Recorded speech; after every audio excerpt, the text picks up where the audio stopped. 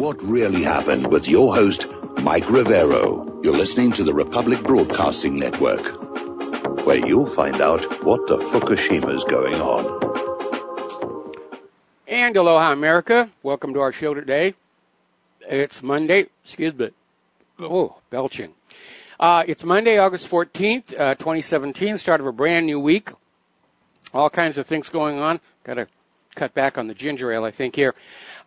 Anyway, we've got a lot of stuff to talk about today. The phone lines are open, 800-313-9443. Mike is in our control room, ready to answer the phone and put you on the air. Quick little program note, tomorrow in hour number 3, barring the realities of diplomatic life, Leon Siu, the foreign minister for the Kingdom of Hawaii, will be joining us on the air to talk about sovereignty, secession, independence, and, again, the Kingdom of Hawaii. So we'll be looking forward to that as well. Now, interesting stuff over the weekend. Been keeping a close eye on this. As you know, right now, the rioting in Charlottesville and the promise of more to come in Seattle and Boston has dominated the news. Almost to the point where you're wondering, is there something we're not supposed to be looking at? And it looks like behind all the noise of Charlottesville, the U.S. is taking a step back from confrontation with North Korea. A lot of back-channel discussion going on. China has stepped on in and said they will intervene with a U.S. first strike against North Korea. Now, no politician likes to lose face. So all of a sudden, oh, look over here, we've got Charlottesville. Now, it's not really clear what's going on with North Korea because there are a lot of mixed signals coming in from different people. Again, reminding us that our government currently is very badly factionalized. We're going to get into that a little bit here in depth. But as of this morning, here's what's going on. There are no new U.S. forces heading to South Korea. The forces that are already there are not on any kind of special alert. There are no new naval assets sailing toward the peninsula. That's where we are right now. And the director of the CIA, Mike Pompeo, is saying that we are not on the cusp of a nuclear war with North Korea. They're pulling on back on this idea that North Korea can nuke Alaska or Hawaii or any place else. They're pulling back from that. And they're out there still talking tough. We're ready to go here, but we're willing to talk. So they're kind of pulling back, and now the CIA is saying there's no indication war is going to break out with North Korea. Oh, hey, look at the rioting over in Charlottesville there. And again, story coming out of Business Insider that there are, in fact, back-channel discussions going on between the government of North Korea and the government of the United States. So they're talking. That's a good thing. They're talking and trying to find an exit strategy where everybody gets to save face when they pull back from that. Now, of course, complicating that are the new sanctions imposed by the United Nations Security Council. And there may be a deal to lift those, and Kim Jong-un would then shut his mouth a little bit and let the situation kind of back on down. Now, here's where it comes on down to. If North Korea is, in fact, close to a nuclear warhead and a missile, then at this point, they're really untouchable. The U.S. isn't going to go in there. The U.S. only whoops on nations that are helpless and disarmed and they don't have weapons of mass destruction. So it may turn out that North Korea really was a lot closer than anybody thought, and the U.S. is saying, okay, it's not worth trying to invade. They can exact a tremendous cost. So how do we get out of this without looking like we've hit the chicken switch? Oh, look, there's a riot over in Charlottesville. Now, China did go ahead and implement the UN sanctions. And that was kind of an iffy thing because Donald Trump is still threatening a trade war, a trade probe, intellectual property. And it's kind of arrogant for the U.S. government to be threatening trade sanctions against China, pushing against China's sovereign territory in the South China Sea, and then turn around and say, you guys have to help us sort out this mess with North Korea. And that may be the reason why China, late last week, did a 180 and came on out and said, if the United States attempted a preemptive attack on North Korea, China would move to intervene. And that may be the real sticking point on which the U.S. decided they really were not prepared to go in there at this point. Plus, let's be honest, despite all the polls on the corporate media saying, oh yes, Americans are ready for another war in North Korea, the reality is, and you can confirm it for yourself talking to everybody that you know, there is no popular support for any more wars in North Korea, Iran, or anywhere else. We're a war-weary people. We've been in these wars against all these other countries longer than we were in Big Mistake number 1 and Big Mistake number 2 put together, and we're broke. We're tired. We don't want to see any more of our kids coming home in wheelchairs or those cheap metal boxes.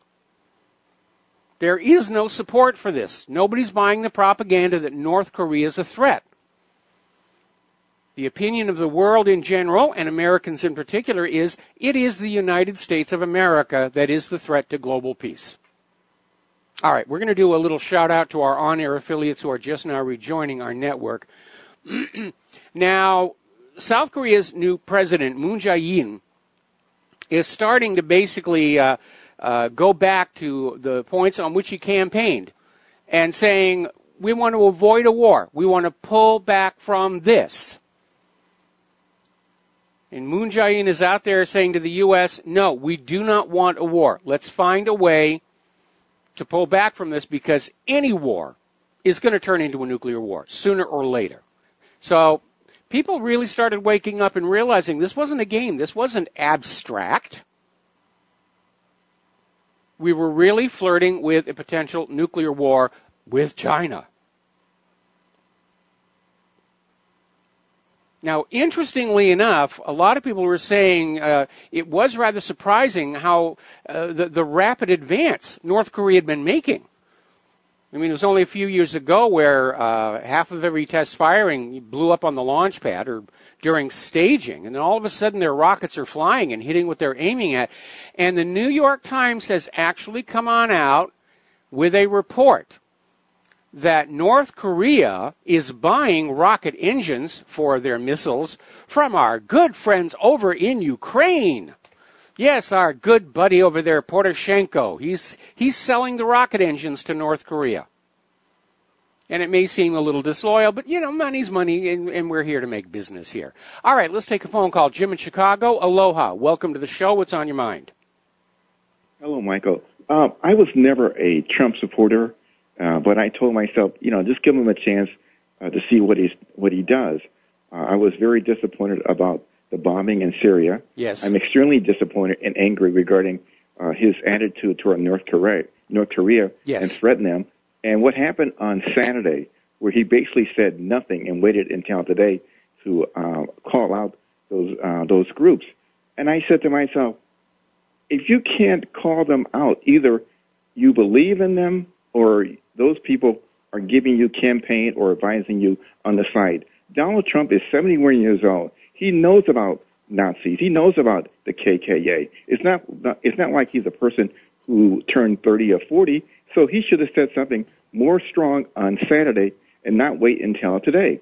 I mean, just by if he would have called the parents of the young lady that was murdered, I would have said, well, he's doing something. But to wait 2 days, what are your feelings about my comments? Well, first of all, I'm in agreement with you. I was a Trump supporter, and I'm still glad he and not Hillary Clinton is in that White House. But he has been a tremendous disappointment on a lot of issues, and certainly the war agenda is one of them.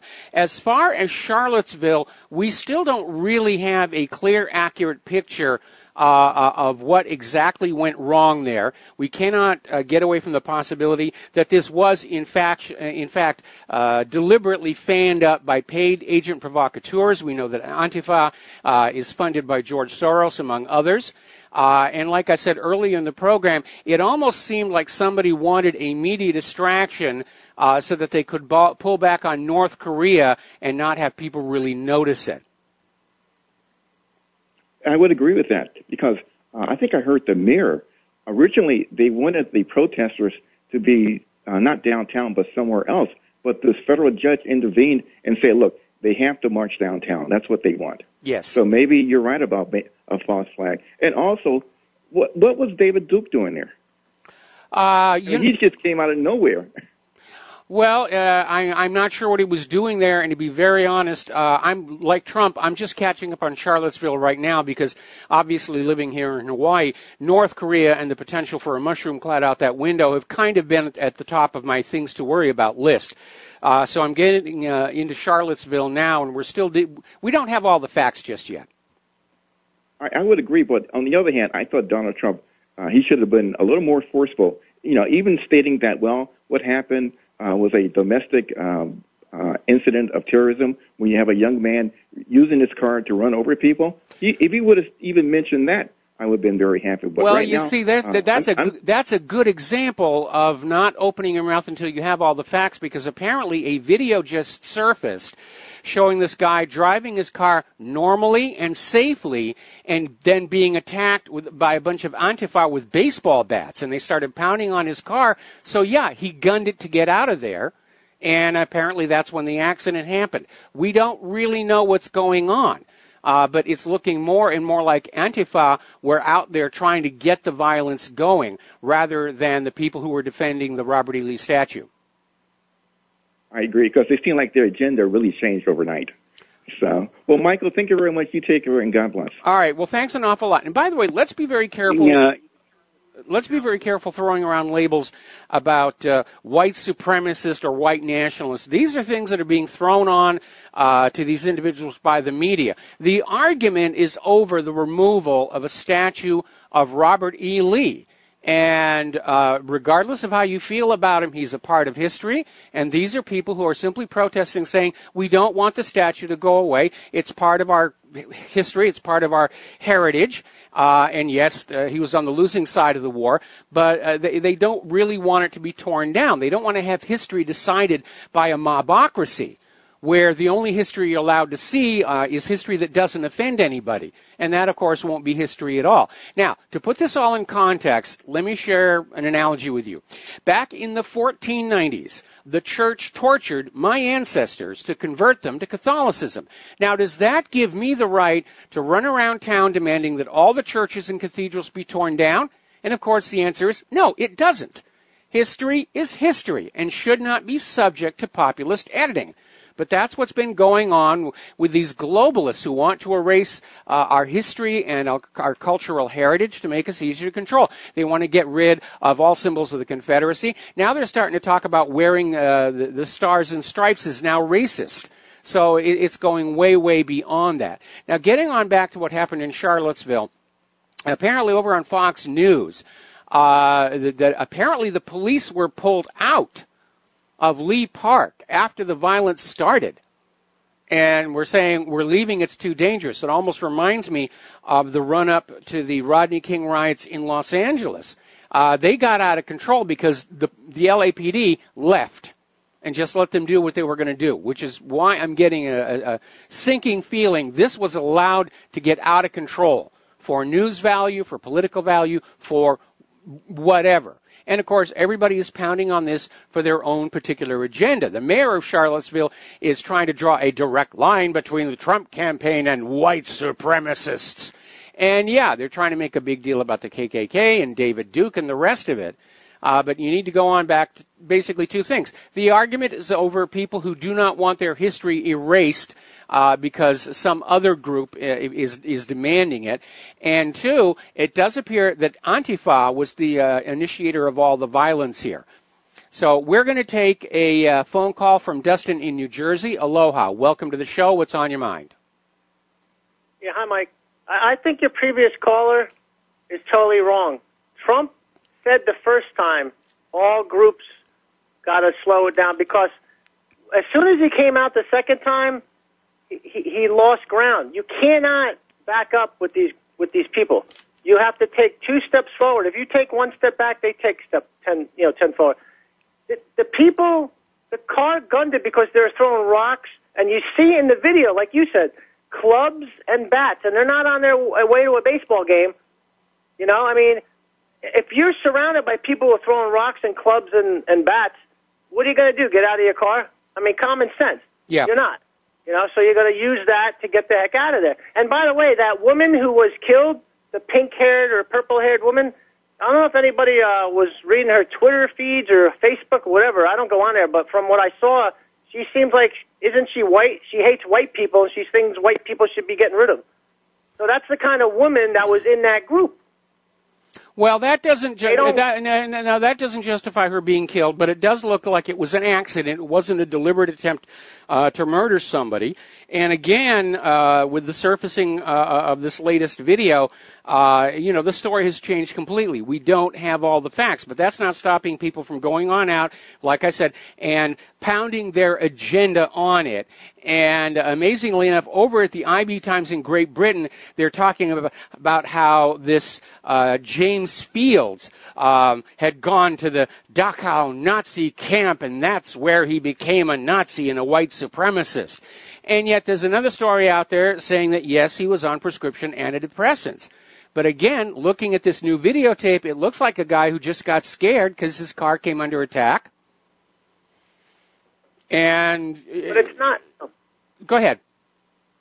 It's not like for the people marching. It's for the Civil War Memorial, but it's more than that. It's about keeping your culture. You're absolutely right, though. This is about getting rid of the culture in America and replacing it with a globalist no culture. That's what this agenda is about in the world. Yes. But you see that going on with the migrants in Europe. It's a very easy thing to see if people just do a basic 10-minute research. Yeah. But this is going to continue, Mike, and it's going to get worse, and it's not going to get better. I hate to tell people that, but it's not going to get any better because these people don't want Trump in there, and Trump, sure, he makes a lot of mistakes, and he's not perfect. Who is? But can you imagine when he wins the next election what's going to go on if we're still around? Well, I don't. That's a long way down the road here, but I mean, you hear some of the rhetoric that's out there on the Twitter feeds and Facebook, and you realize we are definitely heading into the same crisis that hit Zimbabwe, where all of a sudden it's socially acceptable to be discriminating against white people, to attack white people, to openly call for their genocide. And again, look what happened in Zimbabwe. There was a complete reversal where the government took all the farms and the factories and everything away from their original white owners and gave them to the black people and said, here, you're now all equal. And then, of course, a year later, Zimbabwe was in terrible trouble because the people they'd given the farms and factories to didn't know how to run them.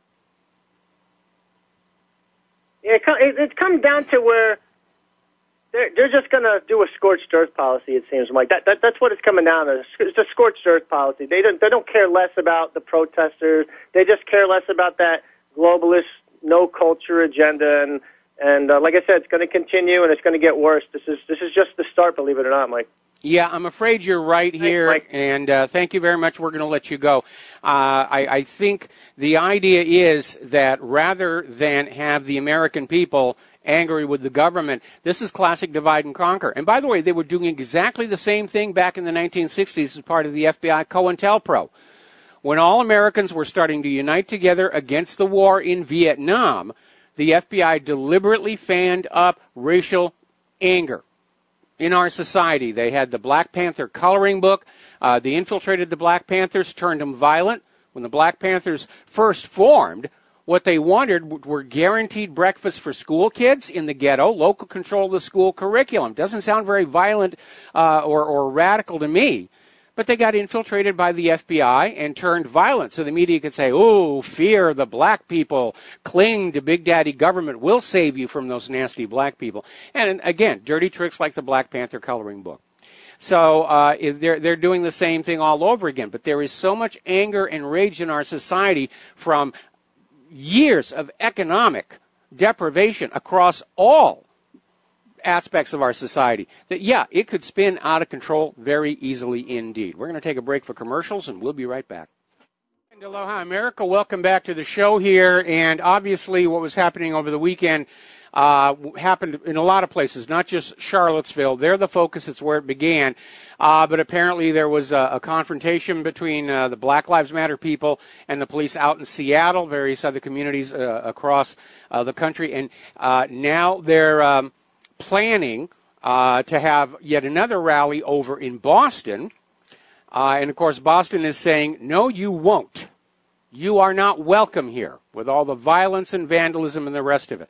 And we want to be very careful. Antifa supposedly stands for anti-fascist. And yet their agenda seems to be a distillation of fascism. Ignore the election, do what you're told. So people are throwing these labels around fast and loose. They're just looking for anything that sounds good, that's going to get popular support, even if it's completely inaccurate. Okay, we got a whole bunch of phone calls, so let's start with Richard in Chicago. Aloha. Welcome to the show. What's on your mind? Hello, Michael. It seems that the Charlottesville incident may have served a dual purpose, take attention away from us changing our game plan with North Korea, and trying to save face by taking attention away from that. But it seems that the more information that comes in, it was very much a honey trap, for anyone supportive of the just free speech in general, and anyone that's been affiliating themselves with alt-right or the Patriot movement. I sent you an email. I don't know if you had a chance to look at it with some video clips, but Daniel Freiberg, I've had on my show, interviewed him last summer, and he's of the Swedish alt-right. Actually, he merged now with Richard Spencer of the American alt-right, alt-right.com. But these words are really thrown around like Nazi and white supremacist. And hate groups. It's not at all the case. I have a little video clip I sent you that shows how he and his friend were maced, actually, themselves, and just tried to report from their hotel room afterward. And it was basically where the police pushed the two groups together. Before it began, a state of emergency was declared, and therefore it was an unlawful assembly. They declared martial law before it even began. No one had a chance to speak. And the police wound up pushing, basically bulldozing the alt-right supportive groups and the Antifa groups together, rather than we would expect, which is, to separate them and have one leave in one direction, the other leave in the other direction. And so, it seems very much like it was orchestrated to cause bad press. And, here's the irony. The Antifa and Black Lives Matter people are the ones causing all the violence, and yet the corporate media is out there saying, oh, it's those white nationalists and those white supremacists and those Nazis.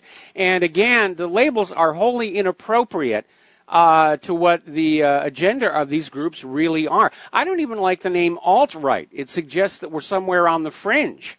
I think we ought to just say, we're conservatives, we're paleocons. But just adding alt to the front of it is an attempt to trivialize and marginalize what is actually, obviously, from last year's election, a majority of the American people. Michael, there was another orchestrated attack that happened that morning before the Charlottesville event. Red Ice Radio. It's based out of Sweden. They cover a lot of topics in their 10-year history, but in recent years been very supportive of the issues of that many people on the alt-right and patriots as well are concerned about. But they've been labeled Nazi, hate group, white supremacist. Mm-hmm. And anyway, their website was planning to do a live stream of the event. Their entire website was taken down on Saturday. I was going to send you the link to him speaking to his members later, too, for you to check that out as well. But, it's very sincere, and you can see these people aren't hate groups. It's a suppression of freedom of speech, and very much orchestrated. His iPhone got completely wiped out where he had to re-register it, and that happened right before the event started, and also the Red Ice Radio Boy, that's some pretty intense stuff there. Richard, I'm sorry, I'm going to have to let you go. We got to take another break for commercials. Certainly. We got a whole bunch of people waiting to go on the air. So thank you, Richard. We'll be back after these few words. Aloha, America. Welcome back to the show. And obviously, the corporate media, the Charlottesville is a big thing. And I'm watching some of these videotapes, and it looks like a bunch of these Antifa people showed up with these homemade shields and clubs. They were looking for a confrontation. And yet, for the corporate media, it was the patriots, the people who wanted to keep the Robert E. Lee statue. And it's very obvious this thing is just nothing but bias. By the way, somebody wrote in and said that Antifa actually stands for Anti-First Amendment. Yeah, sounds good to me. They don't want anybody's opinion out there but their own. All right, let's grab some more phone calls. Kathleen in Paris, aloha. Welcome to the show. What's on your mind? In Paris? Kathleen, are you there? Hi, Michael. Ah, there you are. You hear me now? I can hear you now. Well, I was considering that some people were saying that North Korea was really just a distraction and never really a possibility of a war. And so I think that the things that we were supposed to be distracted from was maybe number one is that the Mossad is funding a group in Libya. Mm-hmm. That, there's a lot of conflict going on down there in Libya, mm-hmm. and that they decided to fund one group. That's great. And we're also not supposed to pay any attention to ISIS in the Philippines. And the newest one today, and I heard this from Israeli News Live, that ISIS, you talked about it last week, that ISIS has turned up in Afghanistan, so yes. That's what we expect. But Russia has come in, and yeah. Did you hear about that? Russia's come in where? In Afghanistan. Well, they're being accused of supplying weapons, but I don't think Russian troops themselves are in Afghanistan. Hello? Oh, yes, I'm here. I'm okay. just soaking in what you said. That that Russia is saying that they don't appreciate ISIS being supplied. Well, I can certainly understand that, and we know who's supplying ISIS, not just in Afghanistan, but in Syria and the Philippines and everywhere else. I mean, it's kind of one of those open secrets everybody now understands. Yes, in point of fact, ISIS is a proxy for the United States, the same as Al Qaeda was. And so we can manufacture ISIS, and then we get to go in. That gives us a license to go in and exactly right. Whip up on them. That's exactly right.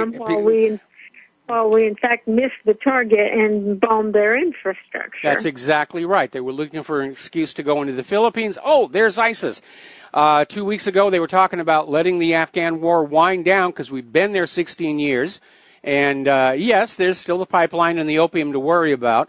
But then all of a sudden, ISIS is now in Afghanistan. Oh, we have to escalate there as well. It would be a joke if so many people weren't being killed. Did you hear about the Mossad funding this group in Libya? I heard something. Have you heard about that? Yeah, I heard something about it. I don't have the details just yet. So that's interesting.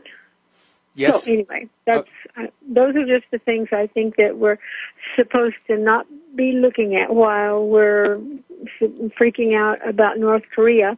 And no, I disagree with you on that. I disagree with you on that one. They were trying to sell us the war in North Korea.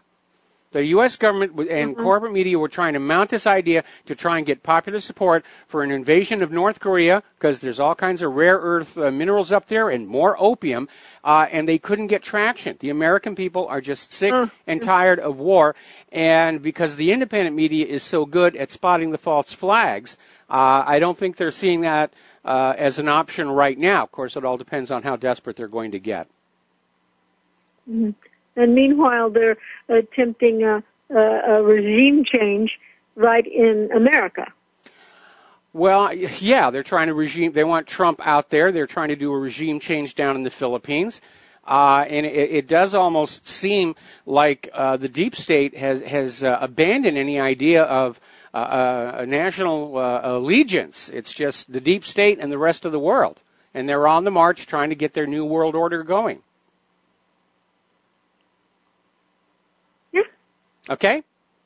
And it's following the same playbook as all the other regime changes. It's amazing.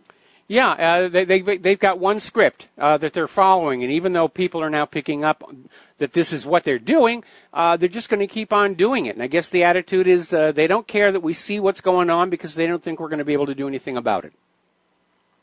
Mm-hmm. Well, thank you, Mike. All right, well, thank you, Kathleen. We're going to switch over to Tom in Florida. Aloha. Welcome to the show. What's on your mind?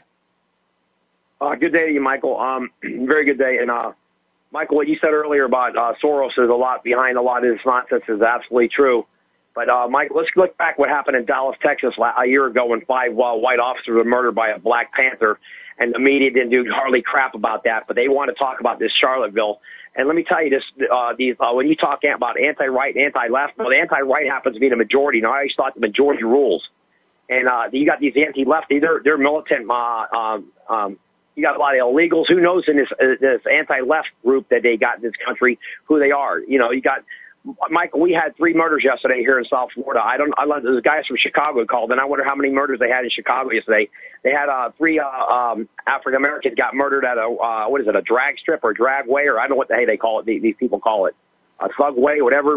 They had 3 murders over there by a black over there in Milwaukee. The media, that should be talked about every day. But no, they want to talk about this, what's going on in Virginia here. And the governor's saying, all the people, he's basically telling all white people to get out of Virginia. I mean, this is unbelievable what's going on here. It really is. And, hang on a second before you go further. We have seen for many, many years, there's a very obvious bias in the corporate media on the reporting of crime, where black-on-black crime is not reported, black-on-white crime is not reported, but if it's a white-on-black crime, it's going to get the banner headline treatment.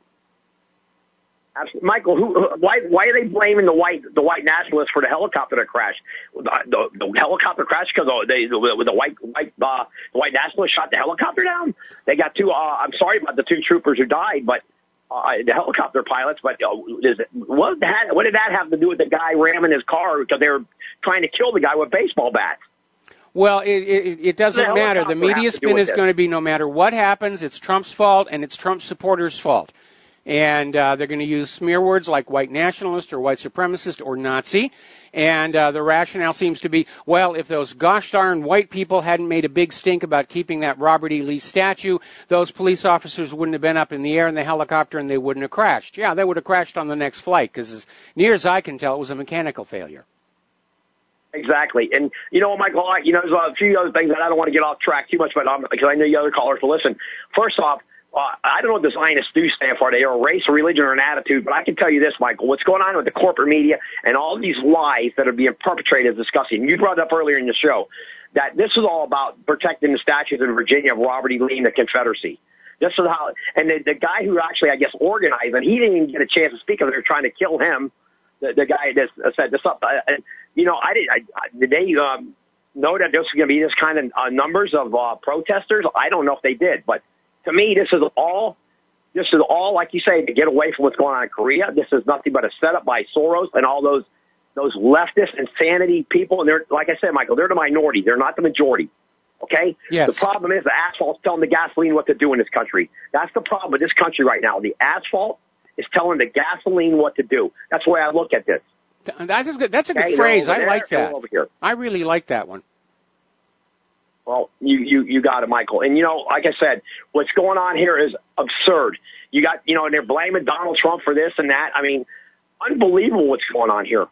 I mean, look what's happened when Obama was in there. All the craziness was going on with Obama. Look at Ferguson. Look at all these.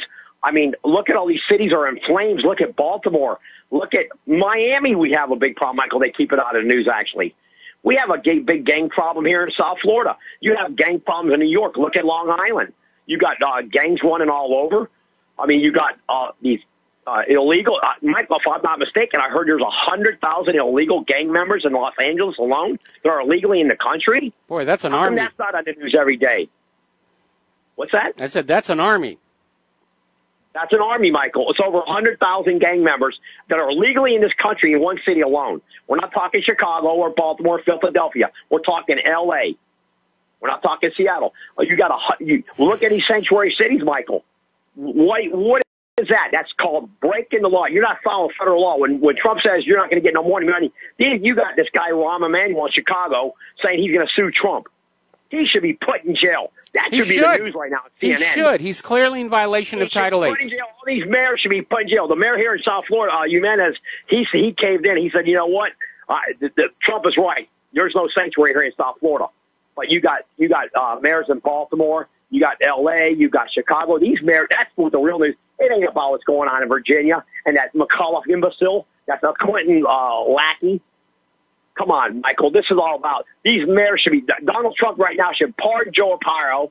He should get a pardon. And all these mayors should be rounded up or not going by federal statute. They should be rounded up and put in jail. That's what the media should be paying their attention to, not what's going on in Virginia because some guy ran his car because they were trying to kill the guy.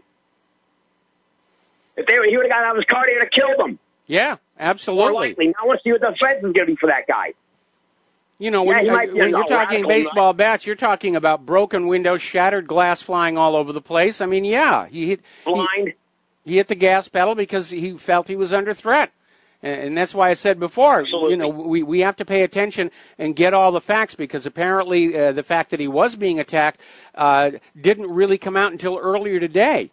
And certainly the corporate media they're using this.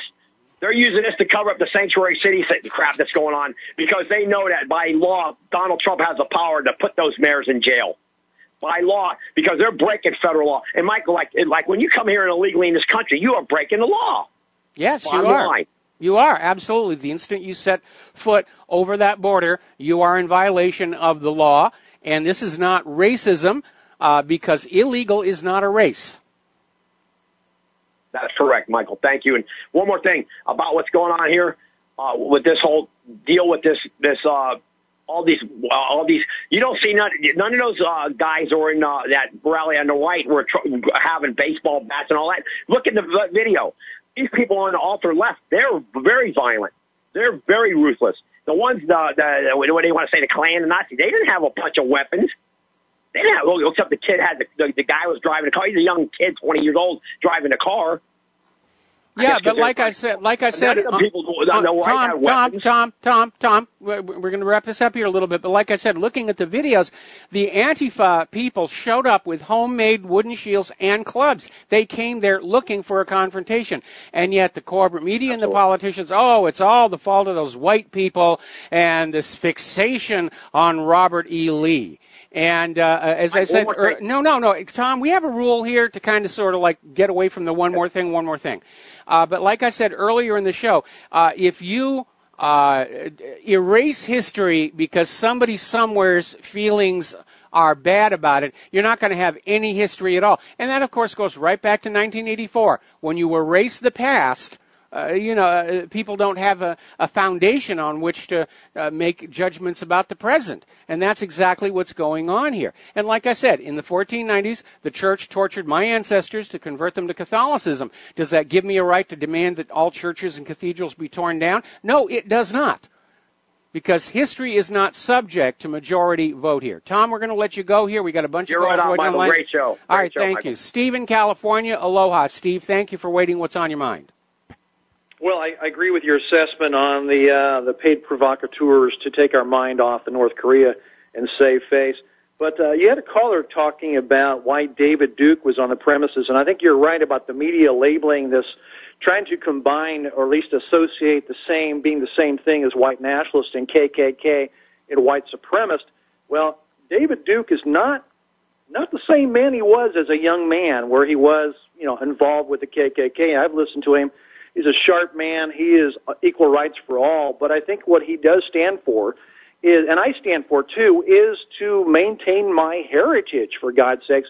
We're seeing our heritage, our language disappearing, our culture disappearing, and he's simply saying we need to stand up or it would be gone if we allow that to happen. And that's what he stands for. So I don't know why the media continues to say he is a white supremacist, and he's not.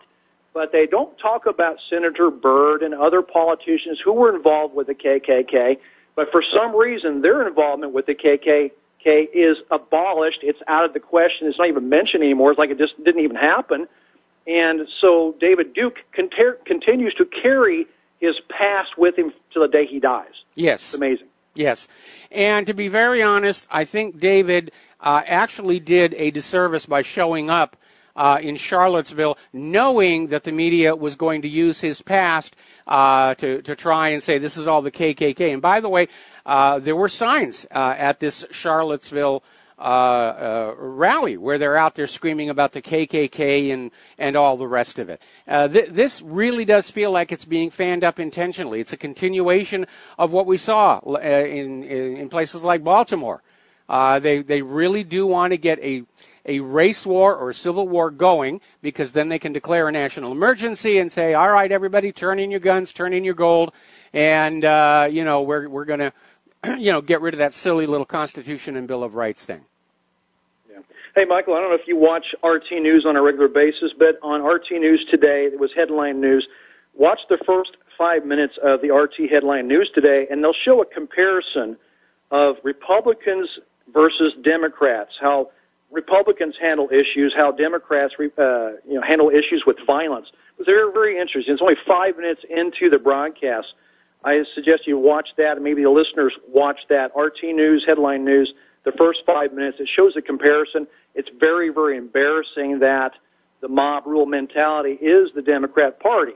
Yes. And watch that. And then one other thing, on the website of RBN, I just found it was really interesting to point out that John had put an article on there about Henry Kissinger had made a quote saying the United States should not eliminate ISIS. I thought that was rather interesting. Oh, yeah. I mean, the United States needs ISIS. They need ISIS to pop up in any place they want to send troops into, Afghanistan, Philippines, and so forth and so on. And when the Soviet Union fell, they were joking with the U.S. government. We're doing absolutely the worst thing that could ever be done to you. We're taking away your enemy. Right. Take away the excuse. Hey, thanks, Michael. All right, thanks an awful lot. We're going to take a break for commercials. More calls when we come on back. And aloha, America. Welcome back to the show. This is getting really kind of ugly out there. Up in Illinois, the Senate yesterday passed a resolution declaring white nationalists to be domestic terrorists, even though looking at the video, it's the Black Lives Matter and the Antifa people who were committing or initiating the violence. So this is getting out of control here. We are headed right into Zimbabwe territory here. All right, let's go back to the phones here. Sherry in Fredericksburg, aloha. Welcome to the show. What's on your mind? Aloha, Mike. Thank you. Look, it's to me, it's not just about preserving our history. It's about preserving the truth. It's about knowing the good, bad, and the ugly, and not having someone rewrite our history and tell us what they want us to know and what they want us to believe. We were able to end slavery by knowing the truth about it. You know, all those years ago, we'd been lied to, and when we finally could overcome slavery, or it became, we could free them when we saw the truth and we could see ourselves as well. And the part we played, yes, the immoral part we played. This whole incident provides so many evil opportunities. And I want to know how we're going to deal with this in the future, because I heard even textbooks are being kind of twisted and rewritten so that an agenda can be given to the young growing up, where they can, to me it's a truth issue at the very core. And without the truth, well, it'll set you free, right? That's the saying. Yes. And so this is the point I wanted to make, and I want to know how to fight this in the future, because you know this is going to be an opportunity for them to put down the white supremacists, and no one wants racism. No one. We understand now. We see so much more that I don't want them to take it in that direction. You know. Well, see, here's the problem. Here's the problem. We're going to see mission creep here, okay? Because we're already seeing this kind of rhetoric where all white people are racist and it's just a short step from that to saying all white people are secretly white supremacists or white nationalists. And so you have these laws like the one they're trying to pass in Illinois, basically are trying to reduce white people as an entire population to a subordinate class. And again, we saw the same kind of thing going on over in Zimbabwe. And it is the worst kind of pandering to the crowd by the politicians. But you don't end racism by being racist in reverse. It has never worked out. And it does look like somebody's definitely fanning this up. And I think Soros is behind it. Somebody wrote in to tell me that apparently because David Duke's finances are not all that good, he's now actually taking money from Soros. I don't know that that's true. I haven't gotten a confirmation, but that might explain why he showed up there. Sherry, we're going to have to let you go. We got more callers waiting on the line, and we're going to take a short station identification break. All right, so here we are, hour number 2 of our program. And the phone lines are open, 800-313-9443. So let's see. I believe we have Jim in Missouri. Aloha, Jim. Welcome to the show. What's on your mind? Hi, Michael, and thanks for taking my call. I'd like to set the record straight. I listened to Congressman Duke's show today on Rent, and he had the organizer of the event on as a guest. Congressman Duke was there for the purpose of being a speaker. He was a guest speaker because he is in the middle of all of this litigation and everything, trying to stop the taking down of the Confederate statues and memorials and everything. So that's why he was there. Okay, good. They would not let him speak.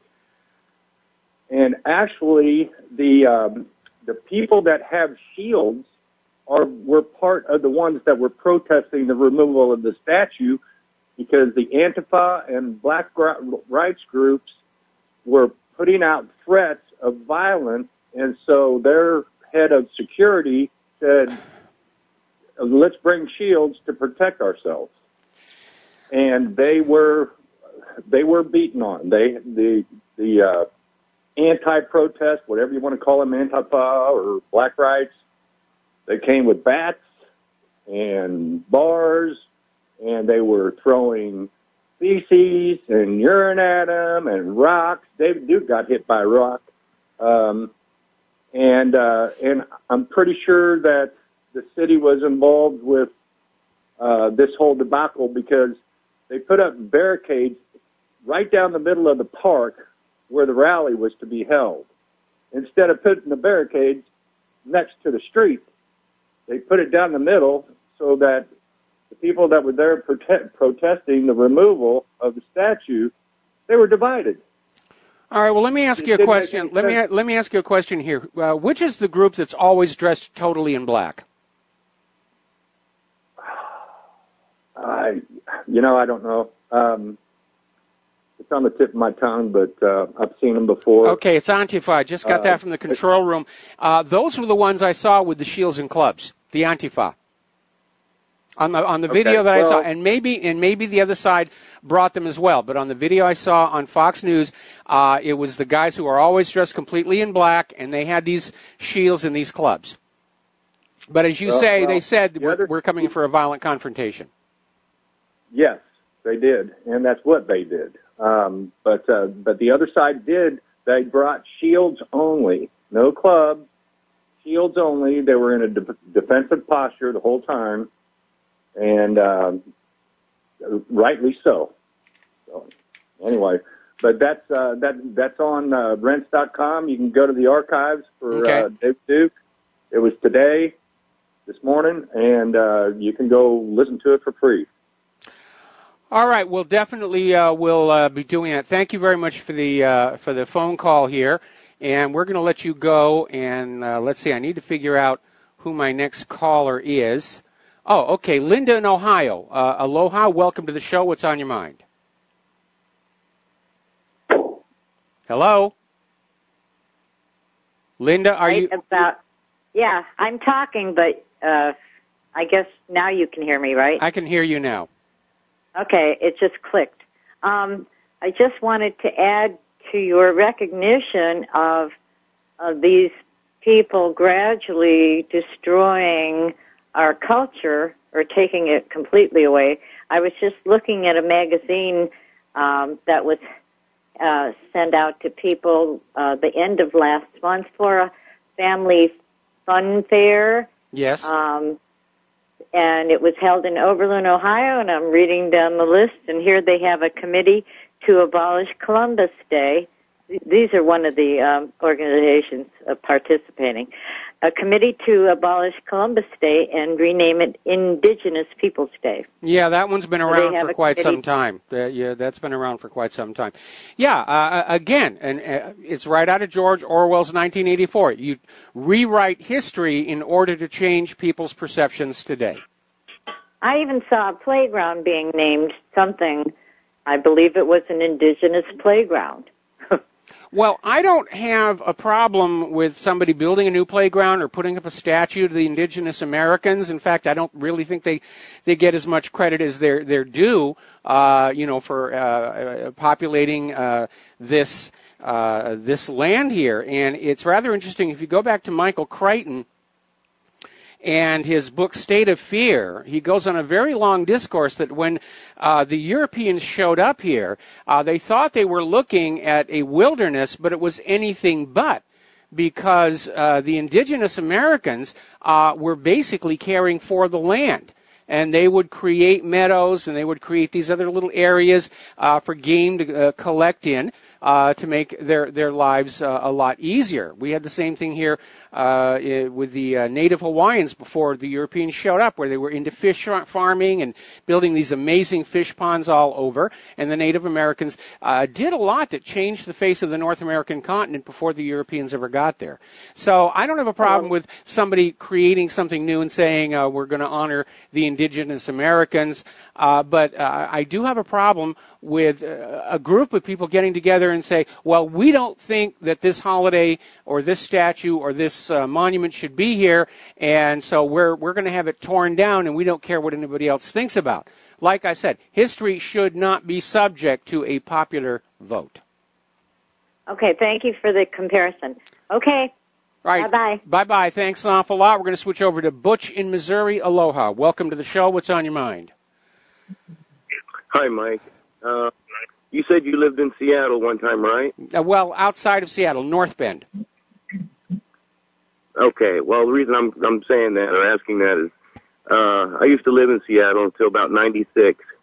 And in the Fremont district, which is just north of downtown Seattle, they have a statue of Vladimir Lenin. Yes. And it's about the size of a hand up on a pedestal.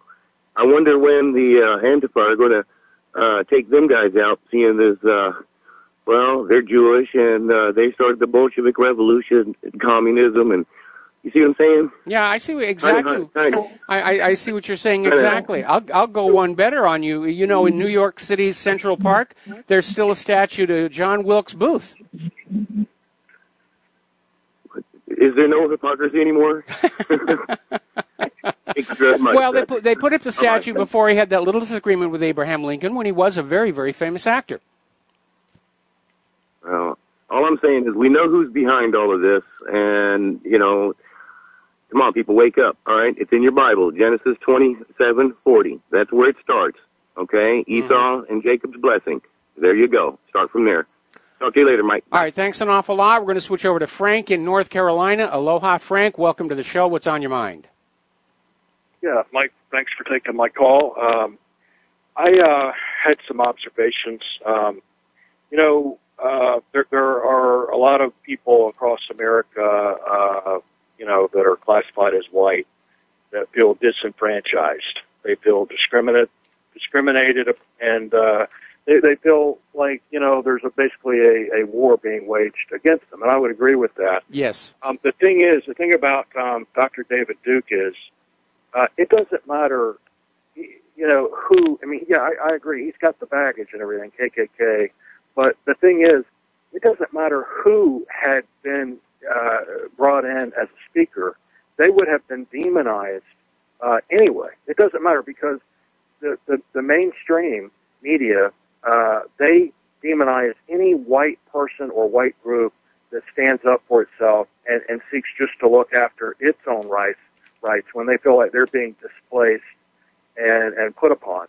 And you can't win. If you're white, you can't win. If you're any other group, you can talk about your rights and look out for your own interests and get together and speak and have speakers and whatnot. But, we also have to remember the same people that are demonizing David Duke and these people as white supremacists. And I don't agree with that. I talked to some of these people, and I think people would be surprised. They're really not white supremacists, and most of the ones I talk to, they don't hate black people. They're just about. No, they're being demonized. They're being demonized and smeared for opposing the New World Order. White nationalism, for the most part, is a defensive position. These guys feel like they have nowhere else to go. But the people that are demonizing them are the same people that did 9/11. And the same people behind ISIS. These are the ones that are orchestrating the demonization of white people that are standing up for themselves. Yeah, you're absolutely right. I mean, and again, we see the bias all the time. If you have Hispanics getting together and lobbying for special legal privileges and protections, it's called Hispanic power. When the blacks get together and they lobby for special legal protections and advantages, it's called black power. When white people get together to do the same thing, all of a sudden they're racists. I don't think most of the people that went to the rally that would be deemed, that they're being called white supremacists. I don't think most of those people went with the idea, we want violence. But I think because of the history of the Antifa, and those are the ones that wear the black, all black and whatnot, and people, some of the stuff they were sneaking in as coolers and inside of coolers, they should not have been able to do that. The police obviously were told to stand down and allow that. And I hate to say it, but they were throwing used condoms, dirty tampons, plastic containers full of urine, feces. I mean, these are very violent, very disgusting people. And the people that went for the rally, as far as supporting the Robert E. Lee monument, they took shields because they know what's happened in the past. These guys are the Antifa people are very, very violent. The word was they were going to be throwing some very, very deadly stuff. I mean, water bottles filled full of concrete. Okay, and I saw some of that in some of the video or some of the TV footage I saw. I saw some of the Antifa sneaking through the lines and throwing, bottles. I mean, you take one of those to the head, that could kill you. Yes. They go up with chain bike locks and sneak up behind people, hit them in the back of the head. If I had gone to it, I would have taken a shield if I could have got my hands on one and a helmet. But those are defensive. Those are only defensive. I'm not aware of any of the pro Robert E. Lee statue people taking weapons. I've not heard of that. No, and again, they're being demonized because the fact of the matter is that if you took your average American and you sat them down and you said, this is a piece of history, and yes, they lost the war, but it is a part of our American history. Do you agree with it being torn down just because some whiners don't like it? Most Americans would say no. History is our collective heritage. So in order to get what they want, because they can't win the argument through facts, logic, or law, that's when they resort to violence. And it's like that earlier caller was saying. If you look at how Republicans are handling the debate, they're talking. They're trying to make sense. They're trying to be logical. And the Democrats know they can't win on that particular front, so they resort to violence. And they've been doing it ever since Hillary lost that election. Don't you agree, though? They were in a no-win situation as far as public relations. So what's the problem with having Dr. David Duke there? He's one of the strongest, most intelligent, fact-based speakers on our side. So why? Well, he's very good. I've had him on the show here and everything. And now that I understand that he's in the middle of the lawsuits to try and preserve that statue, well, then yes, obviously he needed to be there. And so the corporate media, again, they're not going to talk about he's part of the legal fight to preserve this history as our common heritage. You're going to say, oh, he's with the KKK. He's this and he's that. Thanks for the time. All right, thanks an awful lot. We're going to let you go. We're going to do a shout-out to our on-air affiliates who are just now rejoining the network, and we're going to go to Francis in North Carolina. Aloha, Francis. Welcome to the show. What's on your mind? Hello, aloha to you both. Aloha, Snack Bar. Oh, now you get cute, will you? Okay, that works. Anyway, obviously this whole weekend has been an absolute whatever you want to call it, so Yeah. I'll leave it at that. Of the research I've done or tried to get done and have come up pretty much empty or short or whatever the case is, I've been trying to research what was the intended purpose of taking down the statuary, for that matter, where it was being moved to, if at all, and if it was for improvement or whatever the case was, and that sort of thing, because you generally just don't take down statuary that's carved stone unless you're planning on moving it or possibly replacing it with a more updated one, perhaps. Well, in this case, it's a stone pedestal, and I think it's a bronze statue. And what the people who want it removed is they don't care where the stone goes, and they want the statue itself melted down. They want it gone. They don't want it to go anywhere. They don't want it to be in existence anymore. So it was not a matter of replacing it with another one or relocating it to a more interesting place of reverent standing or whatever, for that matter. It was just purely, okay, I gotcha. Okay. Now, I know a lot of people probably thought that, well, the governor was a real traitor or whatever, but you know something? There was several comments that the governor had made that was actually very legitimately true, and I was stunned to hear it. Yes. And a lot of people are going to think that, well, I'm starting to pot and I'm just a typical, whatever you want to call it. That's fine. At least to give me some dignity while you call me that.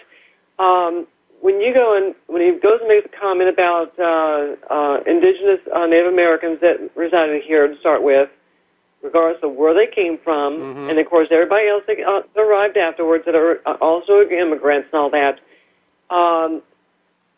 saying that there is no place for hate and no place for violence there in Virginia where it occurred, I have to agree with him. Now, a lot of people I've heard so far say that, well, he basically said that white people should take and leave Virginia. No, that's not what he said. He said there's no place for violence and no place for hate. Yes. You know what? I have to advocate that thought. It doesn't matter what your ethnic background is, let alone what your sex is. I mean, I've seen white women there at the rally of video that people did of the rally, as well as men. So, and on top of that, when they had the fiasco about the young man that traveled from Ohio and did the vehicle deal down through the crowd and basically plowed a lot of people down, I'm sorry. It's very apparent to me that that dude was drugged from his mugshot or whatever, unless he was drugged before they took the picture.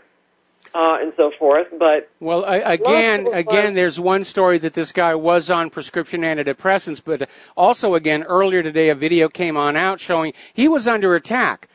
He was driving normally until all of a sudden they started hitting his car with rocks and baseball bats, and he floored it trying to get away from them, and that's when the accident happened. Well, the question is, then, did he drive into an area that was not marked as no vehicles allowed? No, there were no signs. The crowd was in the middle of the street. They were on the roadway. Okay, because generally when you have an area where there is a rally of sorts or a meeting of people, you generally have a roadblock of such to keep vehicles from going in. That goes on in any city, for that matter. I understand that, but let me give you a hypothetical. Okay, you're in your car, and in front of you is the little sign saying, do not enter, and behind your car are a bunch of people with baseball bats and rocks trying to break through the back window. Are you going to respect that barricade in the front of you? Yes, I'm going to go backwards because, quite frankly, they're hitting the wrong person. Well, you make a good point there, except that a lot of these people were off to one side and throwing rocks and everything. If there was an intent to go after them, it's a complex issue. But again, We need to be very careful that we have all the facts before we move forward. And right now, we've got a corporate media that is trying to just churn this thing up as much as possible. Anyway, Francis, we're going to let you go here. Got to take a break for commercials, and we'll be back. We've got another caller waiting on the line. Boy, what a busy day for the switchboard. We'll be right back. Aloha America, welcome back to the show. And before we go back to the phone lines here, had somebody wrote in an email saying that removing statues is the moral equivalent to burning books. Absolutely, absolutely agree with that one. And in reference to an earlier caller on the line, apparently President Trump has told Fox News that he is in fact seriously considering a pardon for Sheriff Joe Arpaio, which would be good. Get him back out there supporting the immigration agenda. All right, let's take a phone call from Alex in Florida. Aloha. Welcome to the show. What's on your mind? Hey, Michael, I just want to be clear about one thing. The most hateful speech that I've heard in a long time is when Hillary Clinton told the world via the television that Russia hacked our election and that she was willing to use violent force against them because of it. Yet, that server that would prove it to this day has not been inspected forensically. No. That is hate. That is hate speech. And I think that we need to stay focused on that. I know what happened this weekend in West Virginia was a tragedy, and we know that it was a lot of misdirection by the deep state, and we need to, we need to take that as a clip in the fourth quarter and keep moving on. We want the server inspected. There should be no excuse that that's not inspected yet. That will tell us who our enemy is, and it's Mrs. Clinton and the people that have funded her. And I'm sick and tired of it. That's what we need to stay focused on every single day. Well, I'm absolutely, I'm in agreement. I'm in agreement here. And again, we're dealing with what I call the narcocracy. And it's all these people, the Clintons and the Bushes and the CIA and everybody working together with them, who have all become insanely rich by smuggling illegal drugs into this country and selling them. And they solve their conscience by saying, well, we need to do it because we need the money for these covert activities that we're engaged in that Congress has not approved, like the Nicaraguan resupply effort. That's right. The crimes that they're participating in are humongous compared to the West Virginia protests yesterday, where they're trying to basically make us all look like skinhead KKK members. They're the Nazis. They are the Nazis, and it can be proven that they're the Nazis. All this other stuff, there's no proof. There never has been. No, again, you're absolutely right. And maybe the reason they were pushing on North Korea, as that first caller today said, was to pull us away from the growing fury around Debbie Wasserman Schultz, Seth Rich, Hillary Clinton, and then it got out of control, and all of a sudden they're looking at a real war, so now they're trying to pull back from North Korea, and they fan up this thing in Charlottesville. Apparently, InfoWars just put up a story where they've got a confirmation. The mayor of Charlottesville ordered the police to stand down and not intervene with this riot. That's right.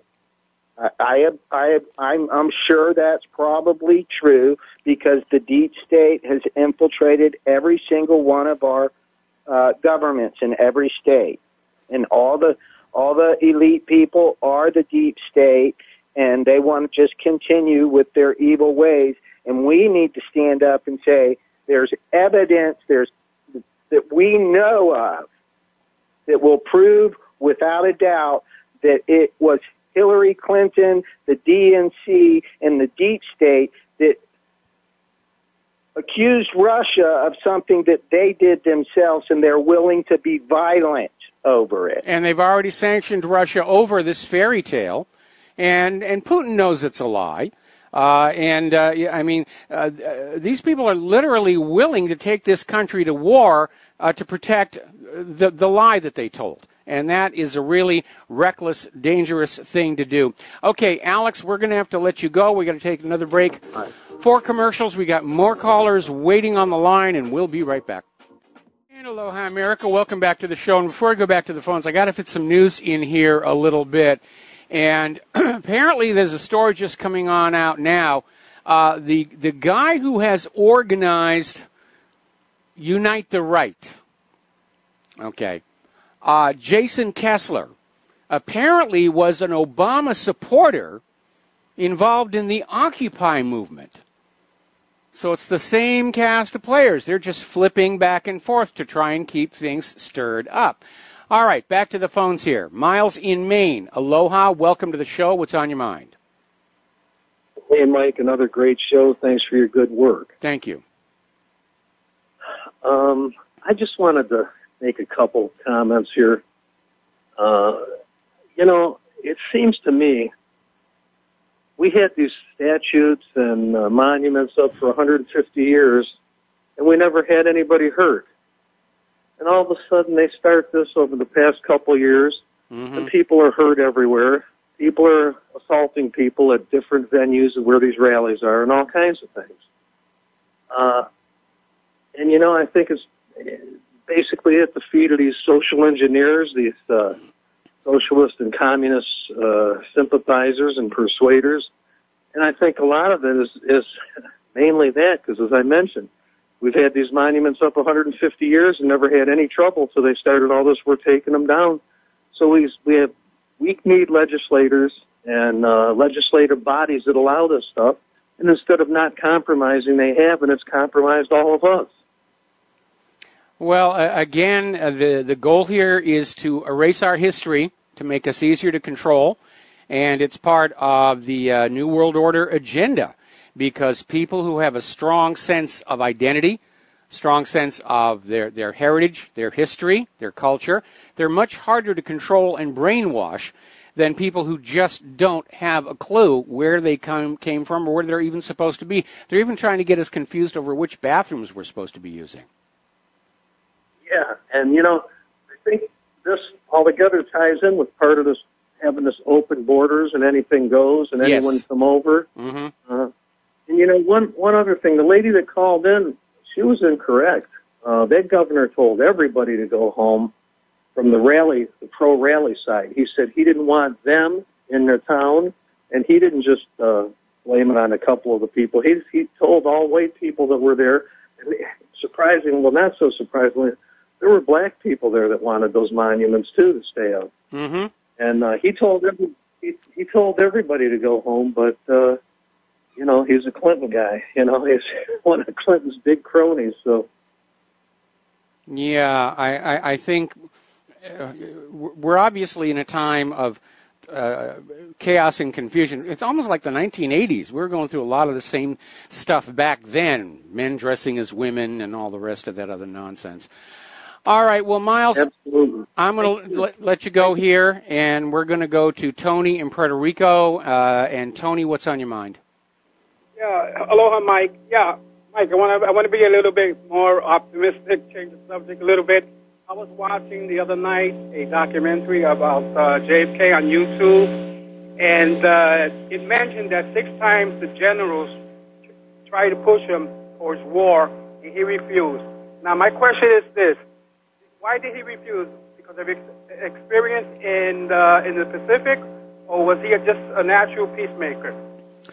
I think a little bit of both here. I mean, if you go back and you look at the history of American presidents, you will find that those presidents who actually served in combat, by and large, want to avoid war. And I think the best example of that would be General Dwight D. Eisenhower, who was the supreme Allied commander for the war in Europe, and he became one of the most anti-war presidents we've ever had. He sounded the warning on the military-industrial complex. And if you look at the presidents who are all gung-ho to have a war, you find out these are the guys who got an exemption from the draft, or they got to serve in the Air National Guard and, have a lot of fun flying jets around. But they never really had to risk that actual combat situation. Now, there are exceptions in both directions, but it's a general pattern that follows. The other part of it, of course, was that Kennedy was a peacemaker. And he actually did want to pull back from the Cold War with the Russians. In fact, at one point, when the space race was cranking up, Kennedy wanted to call off the race to the moon, and he wanted to approach the Russians and say, let's just go together. It's going to cut the cost in half for both of us, and we'll just go up there together, and we'll plant both flags, and we'll all be happy. And, of course, the Cold Warriors around Kennedy hated that idea. They needed to demonize Russia and keep them the villain so that they could extract more money out of the pockets of the American people, just like they are doing today. Okay, thank you, Mike. All right, thanks an awful lot. We're going to let you go. Oh, boy, a lot of phone calls. The lines are open right now, and I'm going to take this opportunity to get some news in there.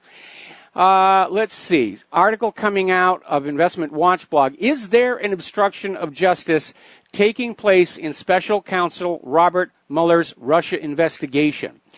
And basically, they're going back to last May, where Kim.com posted a statement to his website claiming to have information relevant to the investigation into the murder of DNC staffer Seth Rich.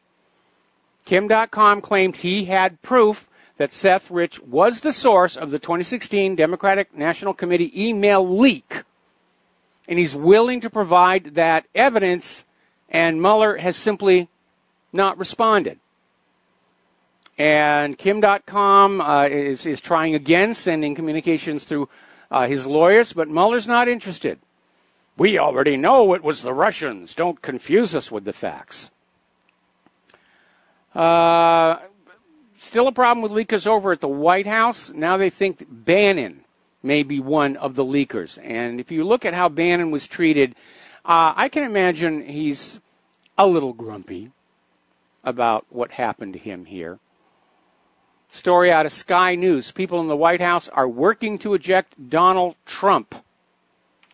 Again, going back to John F. Kennedy, he's surrounded by enemies on all sides. And he doesn't really know that they're enemies. And this is where my concern about his naivete, making the transition from business to politics, is really showing up, because he came into the White House thinking that I'm the boss, I'm signing their paychecks, they will be loyal to me. That's generally how it works in business. Not always, but generally. Washington, D.C., completely different. Everybody is compromised, everybody's being blackmailed, everybody's got secrets to hide. Now, a couple of weeks ago, the House Judiciary Committee asked for a second special prosecutor to investigate Clinton, Comey, and Lynch. And so far, no response from the Department of Justice. We're not interested in investigating anything other than Donald Trump and Russia. Don't bother us with all this other evidence. Now, as I mentioned before, I think we're getting set up for a little bit of a limited hangout. As you know, there's a report, some kind of a deal is being made with Hillary Clinton where she will confess to a minor crime, a misdemeanor, which would not keep her out of future attempts at the White House. And in exchange, the Department of Justice will end the investigation into the email server, as well as all investigations into the Clinton Foundation. That's a heck of a deal.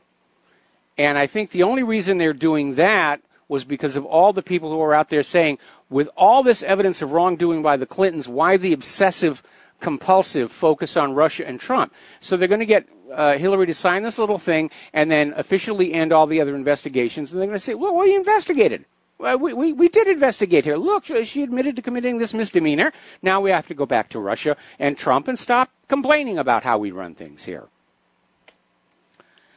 So let's go over to the war zones. A lot of stuff going on. Obviously, we are very glad that, at least in some quarters of the U.S. government, they do seem to be very slowly stepping back from North Korea. Now, if we could just get Kim Jong-un to shut his mouth and not inflame things, we might back off from this a little bit. Earlier in the show, I reported this story where U.S. experts are convinced that North Korea's sudden improvement in their missile technology relates to rocket engines illegally purchased from Ukraine. Ukraine is now formally denying that. Who, us? We would never do anything like that. So we'll see what's going on. Over in Syria, the area held by the Syrian government has grown by 250% over the last 2 months. They are winning that war. And absent the United States finding some new excuse to go back in there, start flinging cruise missiles all over the place, Syria is going to remain the property of the Syrian people. Now, apparently, Es-Sukne in Syria has been liberated. This apparently is the last stop before an actual attempt to liberate Deir ez-Zor. So they're making great, great guns here, over there. Gains, rather, over there. Now, interestingly enough, Russia is offering a helping hand to Iraq to restore the electric system in Mosul. Mosul has just been absolutely devastated in this fight to take it back from ISIS. And Russia's coming on in and saying, we're going to help you get set up with a new power plant distribution. We're going to get you back online here. Now, U.S. officials are getting ready to start sending more and more weapons into Ukraine under the idea that this will put pressure on Russia. And again, it's a provocation. And again, they're trying to get Russia to make that first overt move. We know our government is desperate for a war. They're desperate for anything that will distract from the coming economic crash. The enemy of the American financial system is the Russian ruble and the Chinese yuan, and they really feel they need that war. But as always, they got to make it look like it's the other guy's fault. Oh, Russia sank the Lusitania. China blew up the USS Maine. Whatever excuse they're going to use. Meanwhile, the Ukrainian military has been violating the ceasefire in the Donetsk Republic, and they've had more than 20 violations so far, according to the OSCE. Again, poke, poke, poke, poke, waiting for a reaction. Apparently, there's been another possible ISIS attack in Iraq. 2 U.S. soldiers killed, 5 more wounded. So what's going on over there? Well, we know that they're talking about redrawing the map of the Middle East, because we can't let those people decide their own borders. I mean, where's the fun in that here? And apparently ExxonMobil, the Koch brothers, Israel, are all pushing on Washington to partition Iraq and Syria, split them up into little, tiny, easy-to-push-around pieces. And we know that's been part of the plan all along. Meanwhile, the U.S. has just announced that they're going to build permanent military bases in Iraq. No big deal, just like we have in Germany and Japan. We're going to stay there forever and make sure that they don't think unpleasant thoughts about us. All right, we're going to take a phone call. John in Los Angeles, aloha. Welcome to the show. What's on your mind? Aloha, Mike. Quick thing. I just want to say, basically, every race can, every person that's not white, the blacks, the Mexicans, they can always talk about, their pride. And yes. God forbid, whites basically, hey, respect us, and they're all called Nazis. It's a joke, that's all, Mike. Yeah. No, it's a very, very valid point. You can have any one of these ethnic groups get together and say, we're showing black pride or Hispanic pride or gay pride or whatever. But white people get together and say, we're proud of our heritage. Look at what we've built here. And, oh, you're a racist. You're a white supremacist. You're this and you're that. And you're right. It's an absolutely hypocritical approach. Why can't white people feel proud of what they have done? Don't be a racist, Mike. You're a racist. Yeah, well, what can I tell you? That's all, Mike. Thanks, buddy. All right, thanks an awful lot. That's funny. I never really thought of myself as being white. I'm kind of a Heinz 57 variety with a mutt mixed background. All righty. Now, let's see. Yes, Netanyahu was out there backing partitioning Iraq and justifying it with a Kurdish state. What he really wants, though, is Iraq in several pieces that will not be able to stand up to Israel as Israel moves forward with Eretz Israel, the Greater Israel Project. However, it may not be as easy because apparently Russia is now sending T-80 battle tanks to the Iraq government. And Russia's saying they had a previous contract. There's nothing new about this, so nobody can complain. But those T-80s, those are formidable. Those are going to be hard to get around. Meanwhile, relations between Israel and Jordan are not doing all that well. And it goes all the way back to this incident where there was a security guard who shot two Jordanians. And Israel is refusing to investigate and prosecute. Jordan kicked the Israeli delegation out and says, you're not coming back until this guard is brought to trial. Now, Israel is saying he was being attacked. Jordan is saying, no, this guard just hauled off and shot people, which they're in the habit of doing, as you see down in Gaza here. Meanwhile, Israel's got another problem because apparently there's a new report out showing that they've got a big issue with desertion in the occupied lands. These Israeli soldiers who are stationed in the West Bank, they have a tendency to just go walkabout and abandon their duties without permission.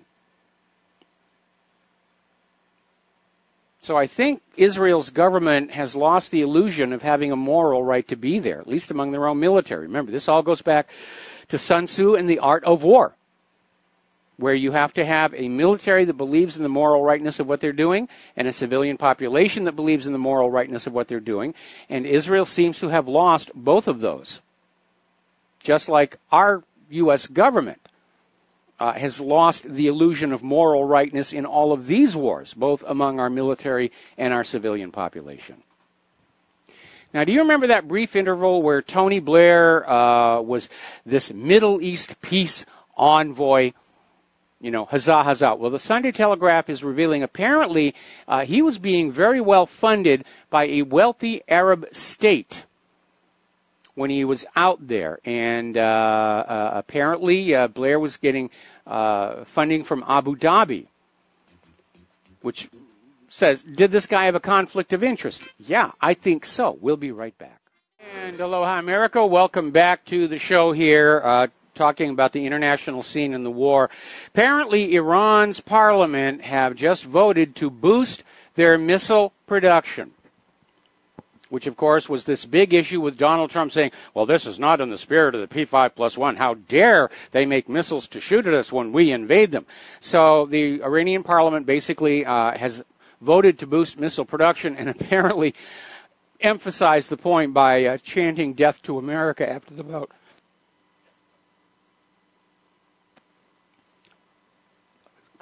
Excuse me, I got something caught in my throat. There we are. Tehran is also starting to stretch their military muscle. They're getting ready to deploy some of their warships to the western Atlantic. They're starting to do the same thing with the Atlantic that the U.S. is doing in the South China Sea. We have a right to go where we want to go. And it almost looks like Iran is looking at how the situation with Kim Jong-un and North Korea ended and realized that standing up to the bullying may be a better way to go. It's a dangerous game. You have to be very careful that you don't do something that allows the United States to justify an attack. But it's another signal that the American empire is very much in decline. Now, Mike Pence is down there touring around South America. Venezuela is a hot topic. Pence is defending Donald Trump's military threat against Venezuela. Now, again, remember, the head of the CIA 3 weeks ago admitted that everything that's been going on in Venezuela is, in fact, another regime change operation. So we know what's going on. Now, today, they're out there trying to fan the flames of war by saying, well, Iran and Hezbollah and the Russians are in Venezuela, and they are a threat to the United States, and that's why we have to invade them, because I guess they're probably getting sick and tired of all these people calling up the White House and saying, what business do we have being in South America? And here's where it gets really interesting. They're out there saying we're going to have to militarily intervene and help the opposition overthrow, regime change Maduro. And interestingly enough, the opposition coalition in Venezuela basically said, no thank you, United States. We don't want you here either. So even the Venezuelan opposition do not want a U.S. military invasion or military solution to Venezuela's current problems, because they're smart enough to understand once the U.S. comes in, nobody wins except the U.S. corporations. Venezuela is also coming on out and saying that the Trump threat of U.S. military intervention shows the madness of U.S. imperialism. And they're absolutely right. And again, anybody who's being objective, anybody who just weans themselves away from those red pills that the blue pills, rather, that TV's putting on out, we know who the aggressor is. We'll be right back. Aloha America, welcome back to our show, hour number 3. The phone lines are open again, 800-313-9443. We're talking about the situation down in Venezuela, and maybe one reason why the U.S. government is backing off from North Korea is they're beginning to realize they can't fight too many wars at the same time, so they're going to go in for what they think is going to be an easy, quick fight in Venezuela. They'll get that regime changed, and then they'll get around to North Korea later on. Maybe, maybe not. Interestingly enough, Venezuela's Maduro tried to place a phone call to Donald Trump to see if they could talk about sorting this mess out. Trump refused to take the call at all. And he's still standing by his comment that he's going to take unspecified military action against Venezuela, even though both Maduro and his opposition are saying, U.S., stay out. Meanwhile, and things are really bad down there. It's economic war for decades, and it's all about gaining control of Venezuela's oil. They have lines to get things like bread and toilet paper. People are starving. Utilities are down, electricity's out for a lot of the time. They're really hovering on the edge here. But they all understand this has been economic warfare. Now, obviously, our corporate media is saying, well, it's the evils of socialism, and then that's why it's all falling apart. No, it's economic war. There are some countries that are socialists that do very well, like in Europe. Maduro's son is out there saying that if the U.S. takes military action against Venezuela, Venezuela will have no choice but to reciprocate. Now, he's not being any more specific with what he means than Trump is. But again, we're starting to see more and more of these nations just stand up to the bullying. First it was North Korea, then Iran, and now Venezuela. I'm sure the planners in the White House are saying, what do you mean they're standing up to us? They're not supposed to do that.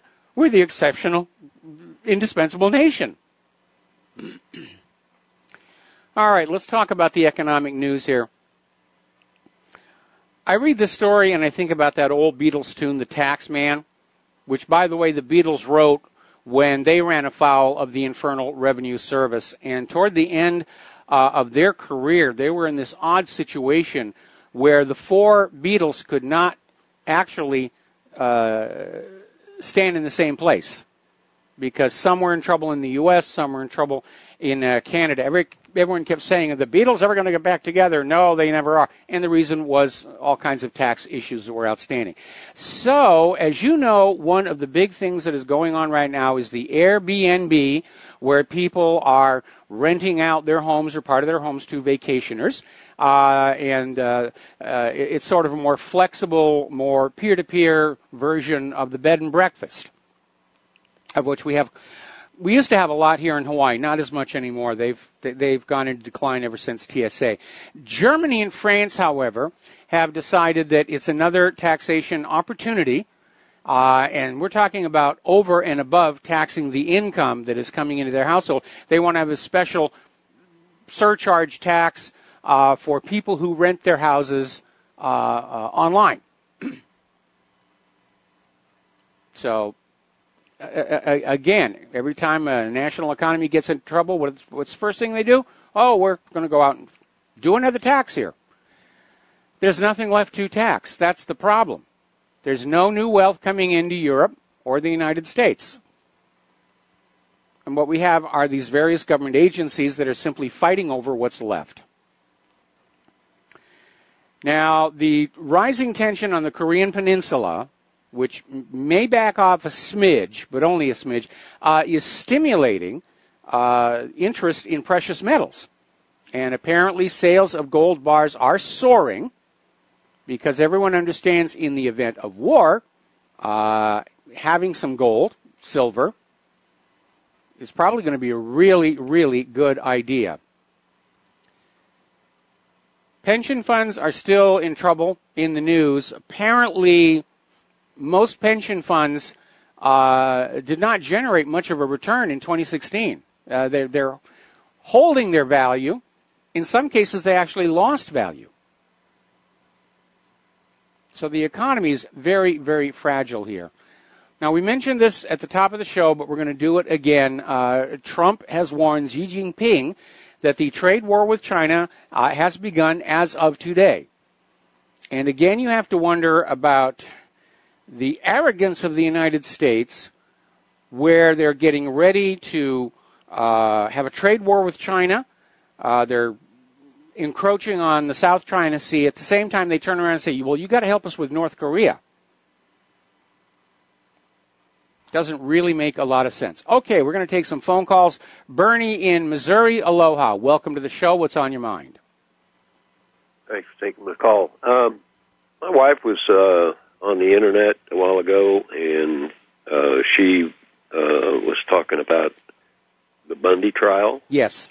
And I tuned in late. I just got in about a half an hour ago, and you might have talked about this already. I don't know. But she said that there was a fella, and she thought his name was Parker, that was testifying, and the judge he said something that she didn't want him to say, and the judge just got madder than hell, I guess, and walked out of the courtroom, and the jury was just shocked. I have not heard that one yet. We did have a story on the Bundy trial last week where apparently the reason it's just dragged on as long as it has is they don't actually have any laws the Bundys broke. And the last word was the FBI was trying to find somebody they could put pressure on to testify against the Bundys and basically frame them. You know, like that Romanian hacker, they were going to make him a U.S. citizen if he'd claimed that he was hacking the election for the Russians, or that guy that was in the whole Boston Marathon bombing down in Florida, Ibrahim Todashev, where they were trying to get him to say, to help frame the Tsarnaev brothers, and it wound up getting out of control, and the FBI shot him dead there. So, yeah, this sort of thing goes on. I would be interested in finding out just what did happen and what this guy said. But as I understand it, in terms of the actual letter of the law, it's not going very well for them. No, it's not. But this judge, in my opinion, she is really something else. I mean, she's not allowing people to testify about things. Yep. She's making it rough as hell on him. Yeah, they are. Well, it's a kangaroo court. It's a show trial at best, but again, we ran the story last week. They don't actually have any evidence that the Bundys broke any laws. Yeah, I know. That's the sick thing about it. In, 2 years now? Yeah. So I would be interested to hear what this gentleman said that caused the judge.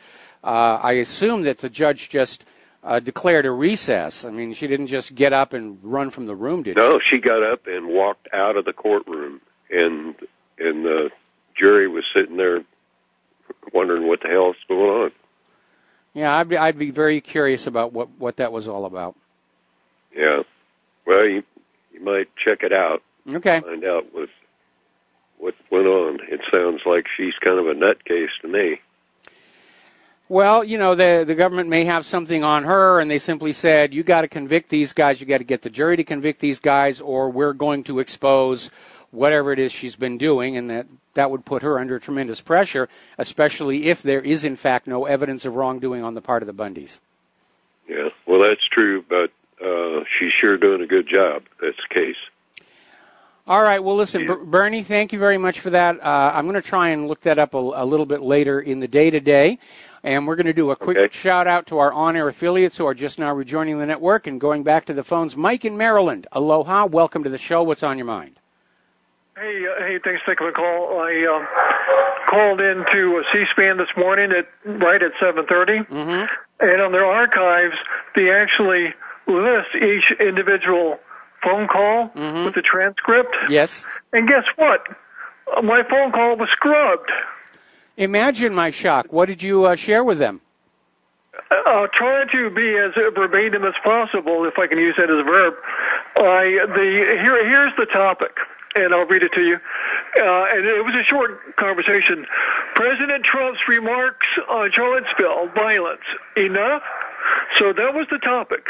And they're totally buying into the corporate media narrative. So I called in, and I said, why don't the Democrats apologize to the Soros-funded terrorist, violence-prone groups like Black Lives Matter, Antifa, and La Raza that says for our race, everything, for everybody else, nothing. The C-SPAN is a joke. Mm-hmm. Why don't you? Let me see. Well, okay, I'm kind of drawing a blank, kind of nervous again too. Mm-hmm. But and so it was, boom, that's it. It's deep six. Yeah, no, I remember one time after the Columbia shuttle crash, and they actually called me up and said, we want to interview you. And it was just one leading question after another to make it sound like I was a kook and a nutcase, which I evaded because of my extensive experience with NASA. But yeah, they're propaganda machines just like anything else that's on that cable box. Yeah, it's a big disappointment, but at least I got the word out for at least temporarily. So I have pretty good luck getting into C-SPAN, believe it or not. Well, there may not be a lot of people calling into it anymore because just like the corporate media, people just aren't tuning in anymore. Well, that could be. I mean, you get calls not only from all over the country, but foreign countries as well. It'd be interesting to see. Oh, well, I want to talk about Venezuela. Okay. I'm not going to debate the pros and cons of socialism, but why the heck do we have to stick our nose into other people's business? Let the people of Venezuela decide what kind of government they want. We don't need the CIA coming in with their black ops and wet works deposing a leader, and we can debate the pros and cons of Maduro, and put in some kind of puppet that's going to be at the behest of the Zio banksters and the global corporations. I mean, how many doggone countries do we have to meddle in? It's just ridiculous. And I haven't completely jumped off the Trump train, but I tell you, I'm hanging by my fingernails. And it's stuff like this that makes me shake my head and go, what the heck is going on here? No, I'm in agreement with you on that one. And, of course, U.S. interest in Venezuela predates Maduro, goes all the way back to the days of Hugo Chavez. And, the U.S. corporations do not like socialist governments because you have governments who are spending the country's revenues on the people. And from the American corporate point of view, the idea is that the people should be allowed to basically descend into starvation, and all of the country's wealth wind up in the pockets of the American corporations. That's the deal they had in Cuba under Batista which led to the Cuban Revolution. Same thing with Allende in Chile. That was a socialist government, and Henry Kissinger justified that intervention with this very infamous quote of his about, the issues are far too important to leave up to the Chilean voters. And that's the attitude that we see coming out of Washington, D.C., is they're all in favor of democracy as long as their people get elected. Yeah, but Chavez's daughter absconded the country with like over $3 billion, and Chavez bragged how the bankers that loaned him the money made huge profits. Anthony Sutton wrote a book how Wall Street funded and put the communists in power in the Soviet Union. Well, very often what will happen is the U.S. will put a regime in place that solves a short-term problem, and then down the road it becomes an issue. Saddam Hussein is a very good example. The CIA and the U.S. helped Saddam take over Iraq, and then down the road they had to go on in and get rid of him. Well, sometimes, like I say, sometimes the leaders go rogue, and it's kind of like in ancient Rome, when they had like a governor in Spain, it gets too big for his britches and starts hoarding all the tax money for himself. And then Rome has to send in several legions to put him in his place. It's the same old thing, Yeah, it absolutely is. And very often, I don't like the phrase going rogue, because very often what you're finding out is these people who are installed as leaders of a country, they start looking around and saying, well, if I'm going to hold on to this job, I got to do things for the people and for the country. I got to make their lives better. And very often that puts them into odds with the U.S. interests. And there's also, of course, the fact that the U.S. will double-cross their own people. When the U.S. installed Saddam Hussein, and then he got Saddam to go after the Iranians, the Iran-Iraq War, and Saddam lost that one, and that was the first strike against him. We're seeing the same thing now with Poroshenko, where he's being a lot less cooperative than when he first took office. Oh yeah, and especially with Gaddafi trying to help his own people, it's really terrible. I never did see the movie by the heavy-set gentleman who is got an Irish or Scottish name. Who do we bomb next? Michael Moore. Michael Moore. Yeah, that's Moore. Yeah. Okay, Michael Moore. I love some of his work. I hate some of his work. But Who Do We Bomb Next is a good one. And of course, I'm a huge fan of Canadian bacon. But apparently, his one-man stage show in New York, which is a nonstop Trump bash, has been rather badly trounced by the critics. There's pros and cons to his thing. Well, I don't want to take up too much time, and thank you for letting me vent. You have a good day. All right, thanks an awful lot here. Turning over to the immigration issue, as you know, Germany has now absorbed about as many refugees as they can. They're applying for asylum. The ones who are granted asylum are allowed to stay. The ones who do not meet the requirements, of course, are failed asylum seekers. They are supposed to be deported. Well, Germany is now stuck because the leader of Bavaria is out there saying that they're dealing with 250,000 failed asylum seekers, and it is simply physically impossible to round them up and ship them out of the country. So even the people that the government says shouldn't be there are going to stay there. All right, we're going to take a phone call. James in Japan. Aloha. Welcome to the show. What's on your mind? Michael, you're going to alienate your listeners. I specifically asked Mike in the control room to refer to me as Jamie from Japan. Every Tuesday I feel very feminine, and I feel like a woman, and I'd like you to call me Jamie because we all know that gender has nothing to do with the biological authoritative package that I was born with. James, small technical point. Right now where I'm sitting on the other side of the date line, it is still Monday. I'm in the future, Michael. Hey, Michael, about Korea. Yes. Korea. Last time I called, I said I don't think anything is going to happen. I still don't think anything is going to happen. I hope you're right. Because North Korea is just too heavily armed with artillery, all aimed at Seoul. And I just don't think that America or Seoul or even Japan, that nobody is going to want to risk this. There's going to be too much death and destruction from it. What do you think? Well, I'm certainly in agreement. That's a good analysis of it.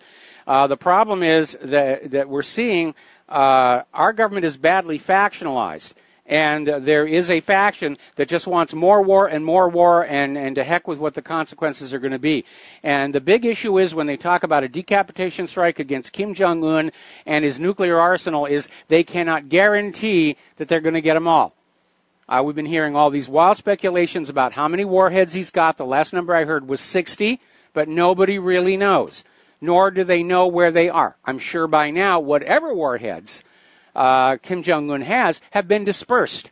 And North Korea's got all kinds of tunnels already dug deep into the ground with which to shield their artillery from air attack. Anyway, James, we got to take a break here. Thank you for the call. We'll be right back after these few words. And aloha, America. Welcome back to the show here. And following up on that story about how they've got 250,000 rejected refugees in Germany that they physically cannot round up and send back home. And that is, of course, over and above those refugees who've been granted asylum there. More difficult than that because the birth rate for the people of Europe averages 1.3 children per couple. You know, this idea about replacement of the population and not growing. Muslim families have an average of 3.5 children per couple. So they're already looking at a demographic bomb right in their midst. All right, let's take a phone call. Yvonne in New York, aloha. Welcome to the show. What's on your mind? Yvonne, are you there? Yes, aloha. Aloha. Hi, Mike. Hi. I just wanted to make 2 points about the overuse of the word Nazi. And my first point is that originally when the... Okay, Yvonne, you're fading out. Yvonne, you're fading out. You got to get your mouth closer to the microphone. Okay, can you hear me? I hear you now. Okay. We defeated the Nazis in World War II. And so originally, when they would call us Nazis, that was a threat. And they were basically saying, do you want to end up like the Nazis? Look what we did to them. So it was meant to put us in our place. If somebody said, you're a Nazi, we were supposed to be afraid. But I think they've overplayed it because... I agree. You know, I'm a brown-eyed New Yorker. I'm a liberal, used to be, not an ounce of German blood in my body. And I've been called a Nazi for wanting to defend Mel Gibson, you know, literally 8 years ago when they were, and people have a tendency to want to come to the aid of the underdog. Yes. And, you know, now that they're attacking whites on TV, people have a tendency to be like, oh, wow, what are you doing, you know? And when I did that with Mel Gibson, I was CBS. I was on their website. They were trying to profile me. They deleted me from their website. I went on their YouTube board, and they were asking me, what race are you? What race are you? For defending Mel Gibson, I kept saying human race. Yeah, that's my usual answer. That's my usual. Or rat. Sometimes if they say, what race are you? I'm rat. That's my race. What's that? Rat race. What is that? What is... A rat race. Oh, I like it. I like it. I like that. Yeah, so, but what, you know what, this is disgusting. One of these, CNN, I think it was, or CBS, said, I can tell by your grammar you're white. What the hell does that mean? Excuse me for using the hell word. Yes. So who's the racist? Who's the racist? By your grammar? Because I believe I use proper grammar and punctuation. I'm a college graduate, so yes. Who's the racist? Number one, yeah, and then they told me I was a Nazi. So, so you know what? They put me on Team Nazi, and yeah. I'm a liberal from New York. So they're making enemies. Well, it's a hard sell. I mean, this is a hard sell campaign to turn us against each other. Yeah, when you go to these rallies with these paid agent provocateurs, there's going to be a lot of violence. But I think by and large, out there in the general population, I don't think people are picking up on this all that much. Remember when that Zimmerman case, Trayvon Martin, case, and when they were going to read the verdict, and they said, oh, if it's not guilty, there are going to be race riots all across the country. The verdict was not guilty, and nothing happened because we all realized this is a government setup. They had one stage shot where they had a guy throwing a brand new from the hardware store, has never had garbage in it, garbage can, through the window of an out-of-business retail establishment, and he had to bring the garbage can with him because you could see behind him the garbage cans on the street are set into the cement. So basically it was a stage shot. They brought the garbage can, said throw it through the window, and the picture went all over the news. They're lazy. They're propaganda, and they're lazy, and it's ridiculous. It's ridiculous. Well, again, propaganda is never designed to fool a critical, analytical thinker.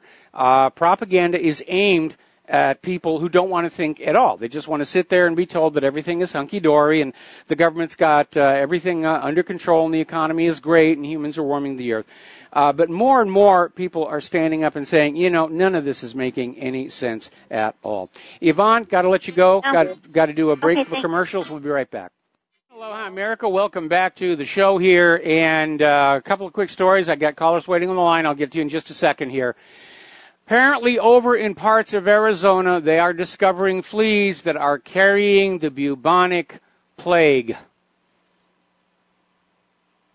Now, it had been eradicated from this country, and now all of a sudden with our open borders, we have these illnesses coming back in.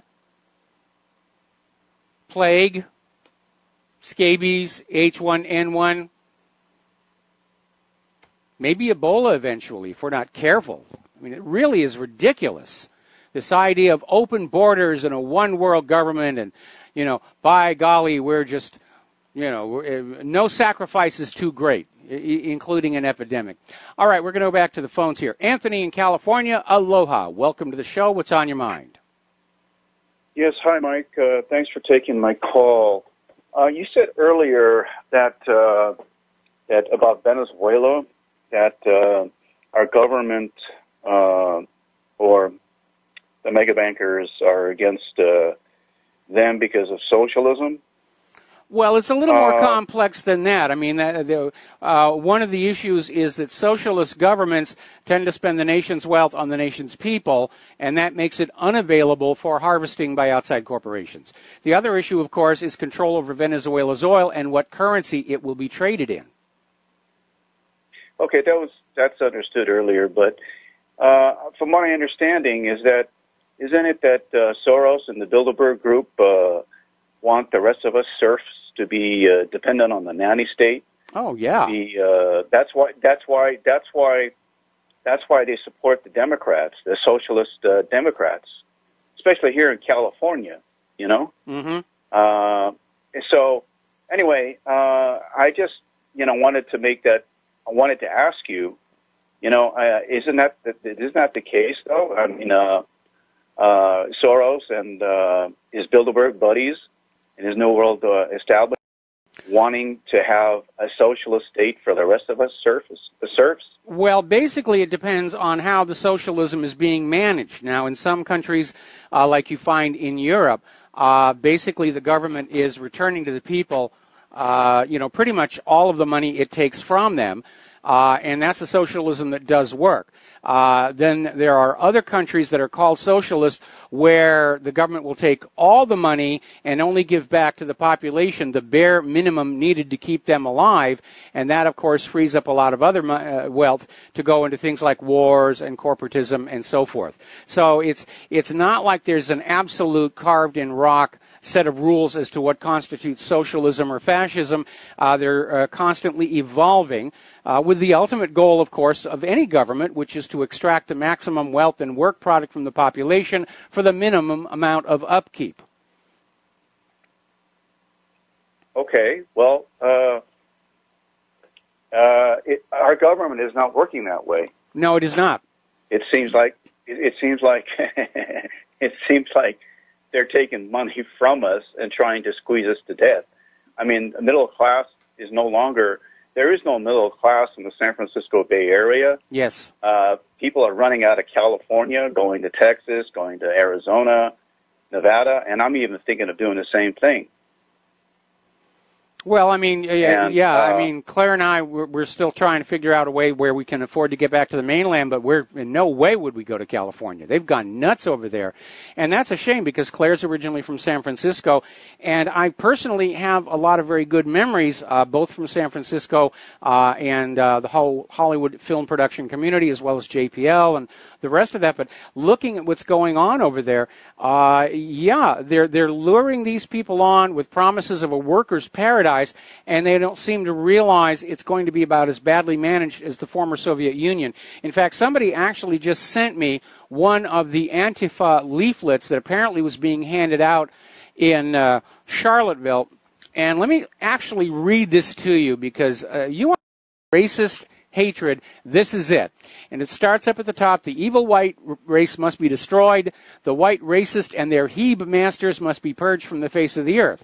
The children of the white racists are the future of the white race. This is where we must begin and end. With Trump in power, it is far too late, and they used the wrong spelling for two, for conversion of the racist children. Thus, we are left with only one option: to do what must be done. And then underneath it says... Go ahead. I'm sorry, go on. And then I'm sorry, go ahead. Yeah, and then at the bottom it says, but take heart, after the purge, we will live in a workers' paradise free from racism, sexism, homophobia, transphobia, and oppression. And it's got the signature at the bottom, National Antifa Front. Well, first of all, look back at the former Soviet Union and see what their attitude was about homosexuality, and you'll realize this is inflammatory rhetoric. But it doesn't really, it's certainly not a contract. They're just fanning these people up to violence. Well, it's aimed at people of color and minorities to be against white people. It's a divide and conquer strategy. Isn't that what's happening? Yes, absolutely. Absolutely. It's being done. Soros is funding, of what I understand, Black Lives Matter. And Antifa. This is... well, yeah. I mean, isn't there a way to get after this, to stop this? I mean, to stop this guy from funding? Isn't there a certain amount of money that you can fund an organization? Well, forget about the amount of money. And as far as I know, there are no limits. Unless you're talking about a political campaign, and there are ways around that. But let's go back to basics here. George Soros is in violation of the USA Patriot Act in that he is using violence and the threat of violence to coerce a change in the political structure of society. And the only reason nobody's going after him is they know he's got enough money to keep the case tied up in court until after he's dead. Oh, my gosh. Well, Mike, anyway, this is what I wanted to bring up is that what I'm trying to get at is that there is a socialist agenda for us serfs. And while the corporate elite, like in San Francisco, there is no middle class in San Francisco, Mike. Yes. You're either making $85,000 or more a year, or you're low income, making less than $35,000 a year. They have low income housing for people like that. Yes. So, and San Francisco is just a haven for homeless people, and they have done nothing. The streets are bad. They're dirty. In certain areas, and I'm from the Bay Area, and I live in Stockton now.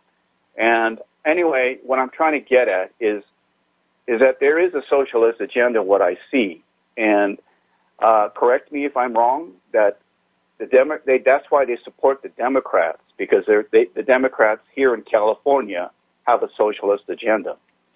Well, I disagree with you to the following extent. The Democrats and Soros and the rest of them are offering socialism as a lure because there's a segment of the population that feels that if they protest enough and riot enough, that they will get a fair apportioned share of the nation's wealth.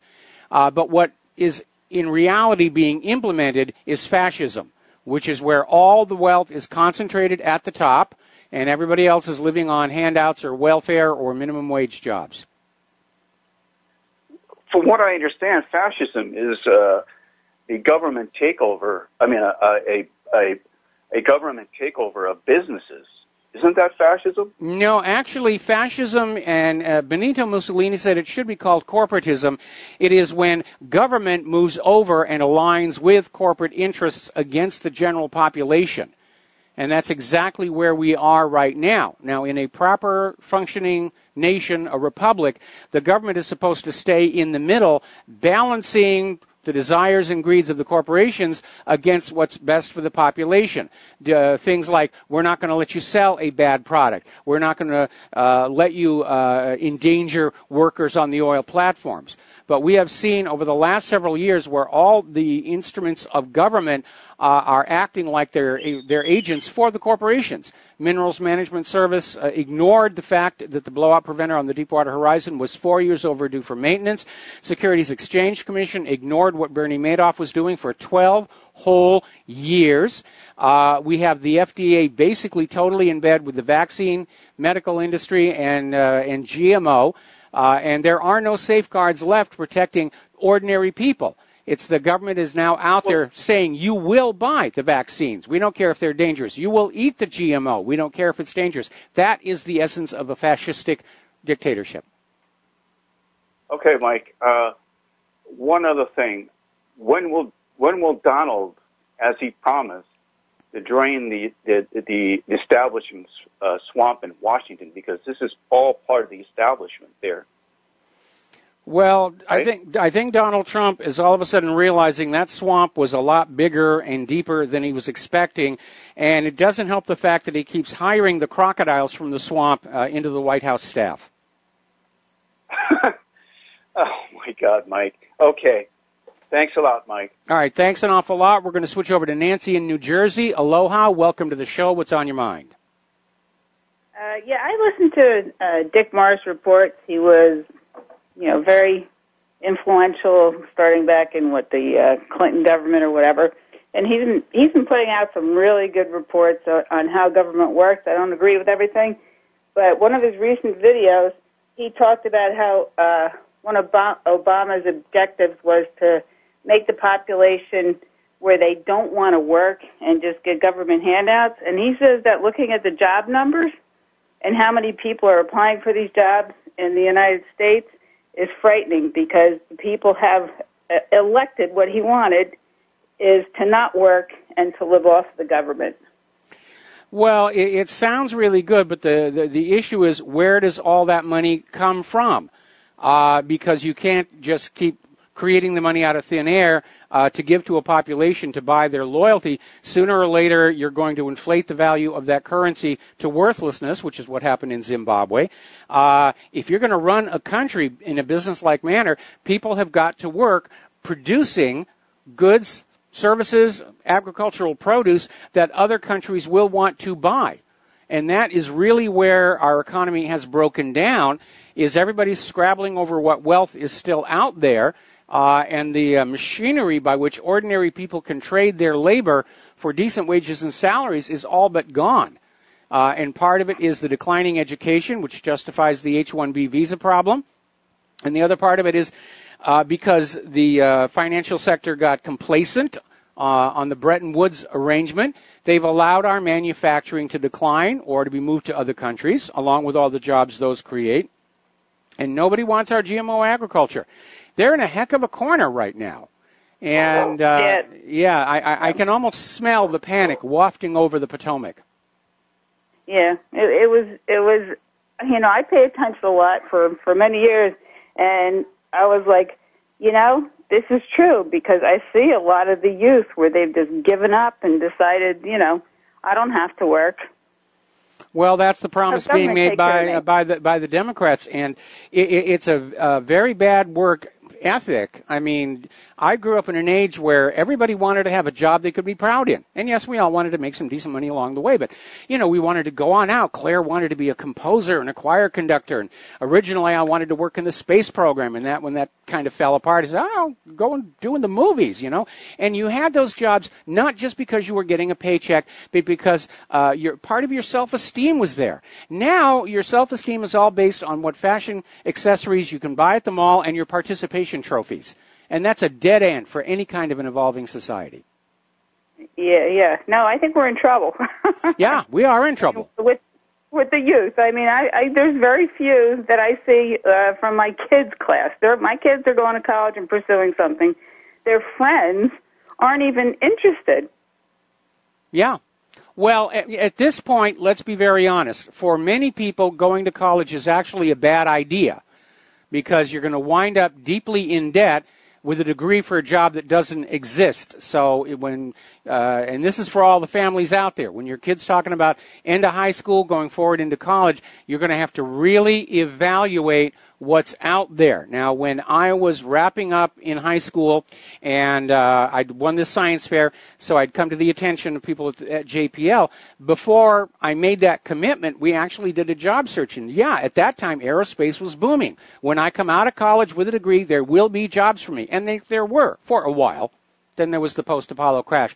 But again, these days a college degree has become more of a fashion accessory.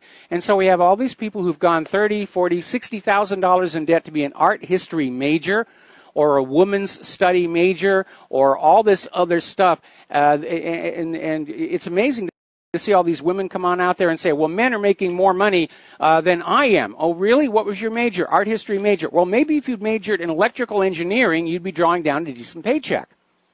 Yeah, fortunately, my children were interested in things like one's going for nursing. Good. And one's going for engineering. Good. So they're doing something that is, there'll be a job, hopefully. Yeah, there will be a job. There will be a job. There's always going to be a job for nursing out there. We have nurses and nurse practitioners in our family.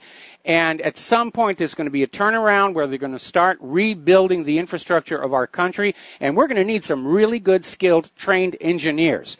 Don't even get me started about all the goofs they've made with our light rail system at the bottom of the hill. I'll just be here ranting for the next 6 hours. All right, thanks, bye. All right, thanks an awful lot, Nancy. We're going to let you go. Okay, now, getting on back to the issue of computers and encryption, we're beginning to see a pushback now on this idea of absolutely open communications for the government, where Jonathan Evans, who's former head of MI5, is now saying that, yes, encrypted messaging for ordinary law-abiding people is not only permissible, it is essential. Because never mind the government stealing your business secrets, other people can hack in and steal your business secrets. So finally, a voice of sanity from this former head of MI5. All right, getting complaint about scratchy noises on the line here. Okay, all right, there we are. Now, let's see. We're going to start with Fred in Michigan, and we're going to take you through the commercial break. What's on your mind?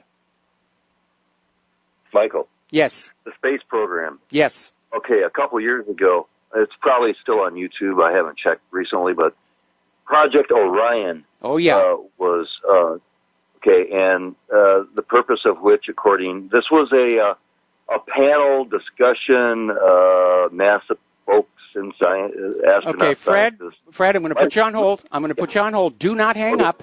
Do not hang up. We're going to come right back to this. And aloha, America. Welcome back to the show. We're talking with Fred in Michigan. We're talking about the space program, and apparently you saw this show on Project Orion. The Project Orion I'm familiar with involved an attempt to use nuclear fission as an energy source for rocket propulsion. This presentation, Mike, didn't mention anything about that. What it was about is a new version of a space capsule that would be able to accommodate 2 or 3 astronauts. Oh, the SpaceX, yes. They also have an Orion, yes. Well, no, this was, okay, so it was all about having sophisticated monitoring systems built into this capsule, which would then monitor, document the effects of the radiation, the Van Allen radiation field, which I think is about 25,000 miles long, because they said if we're going to send people to the moon or anywhere else, we have to be sure that they are protected effectively. And, they made no bones about the fact that, not only were they concerned about the radiation effects on all their super advanced electronics on board, but also, of course, equally important is the safety, welfare of the human astronauts. So this is a Project Orion, and so it sort of begs the question, because on YouTube I saw 3 presentations, Mike. One is called Science Proves NASA Faked the Moon Landings. The other one okay, is... let me cut in here again, because we're almost out of time here. The Van Allen radiation belts, they form a ring around the Earth, and you are right, they're about 25,000 miles out there. They are not a problem for satellites and spaceships in low Earth orbit. They are a problem for anything that is in the belts for a prolonged amount of time, which includes some of the geosync satellites. But in terms of going to the moon, your exposure to the Van Allen belts was very, very brief. It's like getting a chest X-ray at the doctor's. And again, we have to underscore the difference between brief exposure to radiation and permanent contamination. Permanent contamination being a lot worse. But in point of fact, we knew how strong the radiation belts were, first of all, from Van Allen himself, followed up by the other spaceships that we started sending out to the moon, carried radiation detectors like the Lunar Orbiter, Luna 3, the surveyors, all carried these instruments to get a good measure of how strong the radiation was. And they put as much shielding into the Apollo capsule as they could. Yeah, but Professor Van Allen made this very vehement declaration that it wasn't possible with that era technology to put people safely through it's a 25,000 mile length of intense radiation. Well, it's a ring. It doesn't have length. It's a ring. And by the way, obviously, if you look at how much time between Dr. Van Allen and the Apollo, you realize they did come up with a solution. All right. Thank you very much for the phone call. We've got to let you go here.